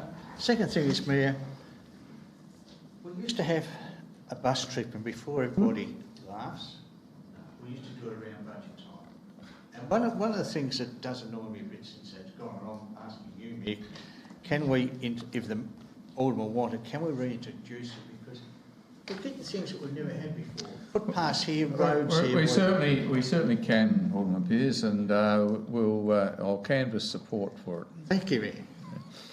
I prefer the Algeria. Alderman Walker. Thank you. The strategic plan has already been mentioned, and one of the 7 deadly strategies is the health and wellbeing strategy. My understanding was we were going to have a facilitated workshop on this. I'm wondering on whether that's going to happen, or is that just being shelved until after the council elections? Chair. Thank you for the question. Through you, Mayor. We did have a number of attempts at a workshop. One of the suggested facilitators was of concern for Alderman. You'll recall who that was. We have tried others and haven't found anyone, and at this point in time I don't have any particular options on how to proceed with that. Alderman Newington. Yep. Thank you, Mr Mayor. This relates to something that Alderman Pearce talked about, which is a bus tour, but I'm not advocating for a bus tour. No, that's all right. But there are several projects that I know that have come up in budget over the last few years, and it relates to some comments I made previously. Would there be any chance, as part of our preliminary budget situation, for us to be given a list of things that have been funded and the status of how far away some of them may be to be happening? Because I had an inquiry from someone about the disc golf course down at Wentworth Park, and I mean, I don't have any answer on when that might be happening. So, I mean, is there any way, Mr Mayor, to the GM, that we could prepare something? Because that would be useful for us to frame. I think we can request a report on the status of projects in the capital program. My understanding was we provided something similar to that as part of the budget last year, and we also discussed the priority of various master plans and what would come forward in the current financial year. We, of course, can provide details of particular projects. We manage that on a monthly basis anyway, so the information is there in terms of where they're at in the design, tendering, construction type process, so that's no problem at all. But in terms of your specific example of disc golf at Wentworth Park, I have no visibility on anyone suggesting that at any time, so I'm not sure where that comes from. I had someone reach out to me. Yeah, well, I'm not aware of that. No, that's why I'm asking, because I mean, I can't give them an answer. Okay, do you have a second question? Yeah, I do. It's in relation to, I mean, I go up into Mornington a fair bit, and I know I've had discussions with you, Mr Mayor, about this, and I think I've also with you, Mr Nelson, about the parking situation in Mornington. And to be honest, I go up there all the time, and I think it's the cars on top of cars. I know we've made changes to the restrictions, but I'd really like to think that if we got something happening, I know that it was mentioned that we were looking at a plan for up into Mornington about, I mean, the obvious one to me is to look at the vacant land that's there and create some form of car park, because I think leaving it as it is not an option. So is there anything happening in that space? That's my question, I suppose. Through you, Mayor, the short answer is beyond the parking control changes that we've implemented, no. We don't own any land up there that could be used for parking. So if council was of a mind to do something of that nature, then the first step would be strategically looking at locations to purchase. Alderman Kennedy. Oh, thank you, Mr Mayor. Excuse me.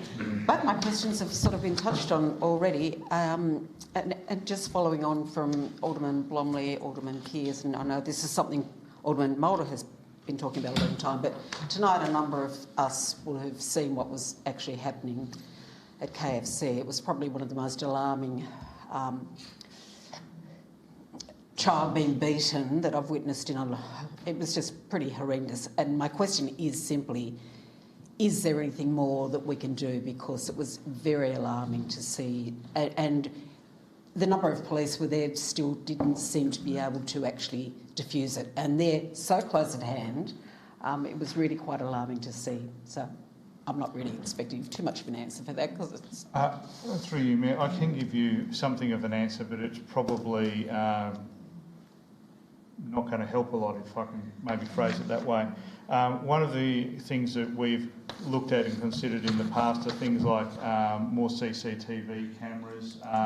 The major issue we have with those, twofold in a sense, unless they're continuously monitored, then the ability for police or anyone else to respond is limited. So it's recording an event, not giving an opportunity to respond. And even when those events are recorded, often the clarity of the footage isn't sufficient from an evidentiary point of view, or people are wearing hoodies and other things that disguise their identity. The discussions I've been having, and in some respects it goes to Alderman Blomley's question tonight, really are about how are police and others resourced to respond effectively to those sort of events, so that there is a recognisable presence and a recognisable response. And those are the conversations that I'm starting to have. Thank you. Second question, and again following on from Alderman James, we've had a lot of rain. Obviously there's a lot of water lying in low areas, but now through the Acton corridor, 7 Mile Beach, I'm not actually living on that main stretch anymore, but I get certainly probably 5 or 6 calls a day. It's just the time it takes now for water to subside in the area is just really alarming. It really is. So my question is, I suppose, is it on the radar? What can we do about it? That was 2 questions, but I do have to ask the question. It is becoming intolerable. Thank you. Through you, Mayor. Go back to Alderman, I think it was Alderman James' question around the structure plan, which is probably more of a master plan for the 7 Mile Beach area. I would expect that to not only deal with traffic, but issues around stormwater and other infrastructure as part of a holistic review of what's there. I was actually out there on Saturday. 7 Miles particularly wet. The lead in through Acton was as well, but interestingly, so was the area out through the back of Richmond. The amount of water running out of paddocks was just astronomical. Yep. So I am quite aware of that, but we need to approach that in a sort of whole of community sense to work out how we want to proceed forward. But it is a very big issue. Thank you. Alderman Mulder. Thank you, Mr Mayor. In regards to the Liberal Party election commitment of $75,000 to the Rosny Golf Clubhouse, earlier this evening the General Manager informed us that although no consultation occurred with Council prior to the commitment being made, he did say it was for a special purpose. He has since learned that it was for a special purpose. What is that special purpose, and what does Council need to do to access the $75,000? Thank you for the question. Through you, Mayor, it wasn't, might have been misheard, it wasn't for a special purpose. We were concerned that the grant was for a particular purpose related to golf. We've, in the last week, been able to confirm that the grant relates to the building and it's not related to a particular future use of that building. So in that context, we're currently pricing renovation of the toilets in there so that they become they're updated and ambulant. We are looking at installing new doors so the security is improved, and also replacing the glass so that it's essentially the glass is pretty baseline. It's very weak. So we're looking at the building fabric. Trying to improve it so that if there is a future use, then at least the main infrastructure of the building is actually up to spec. I should have those quotes probably within the next couple of weeks. Alderman Chong. Thank you, Mr Mayor. For some years we've had a Cambridge master plan on our books, and the intention was when the bypass was built that we would get given, as council, the centre of Cambridge. I'm not expecting anybody to know off the top of their heads, but could I ask for a report about what the status is of that and where the negotiations with presumably state growth are in the transfer of that? Okay. Take that on notice. Through you, Mayor. I'll take it on notice. Thank you. Okay, that brings us to the close of the open session of Council. So if I could thank those online that have been watching, and thank the members of the public who have joined us, and ask that the feed be closed.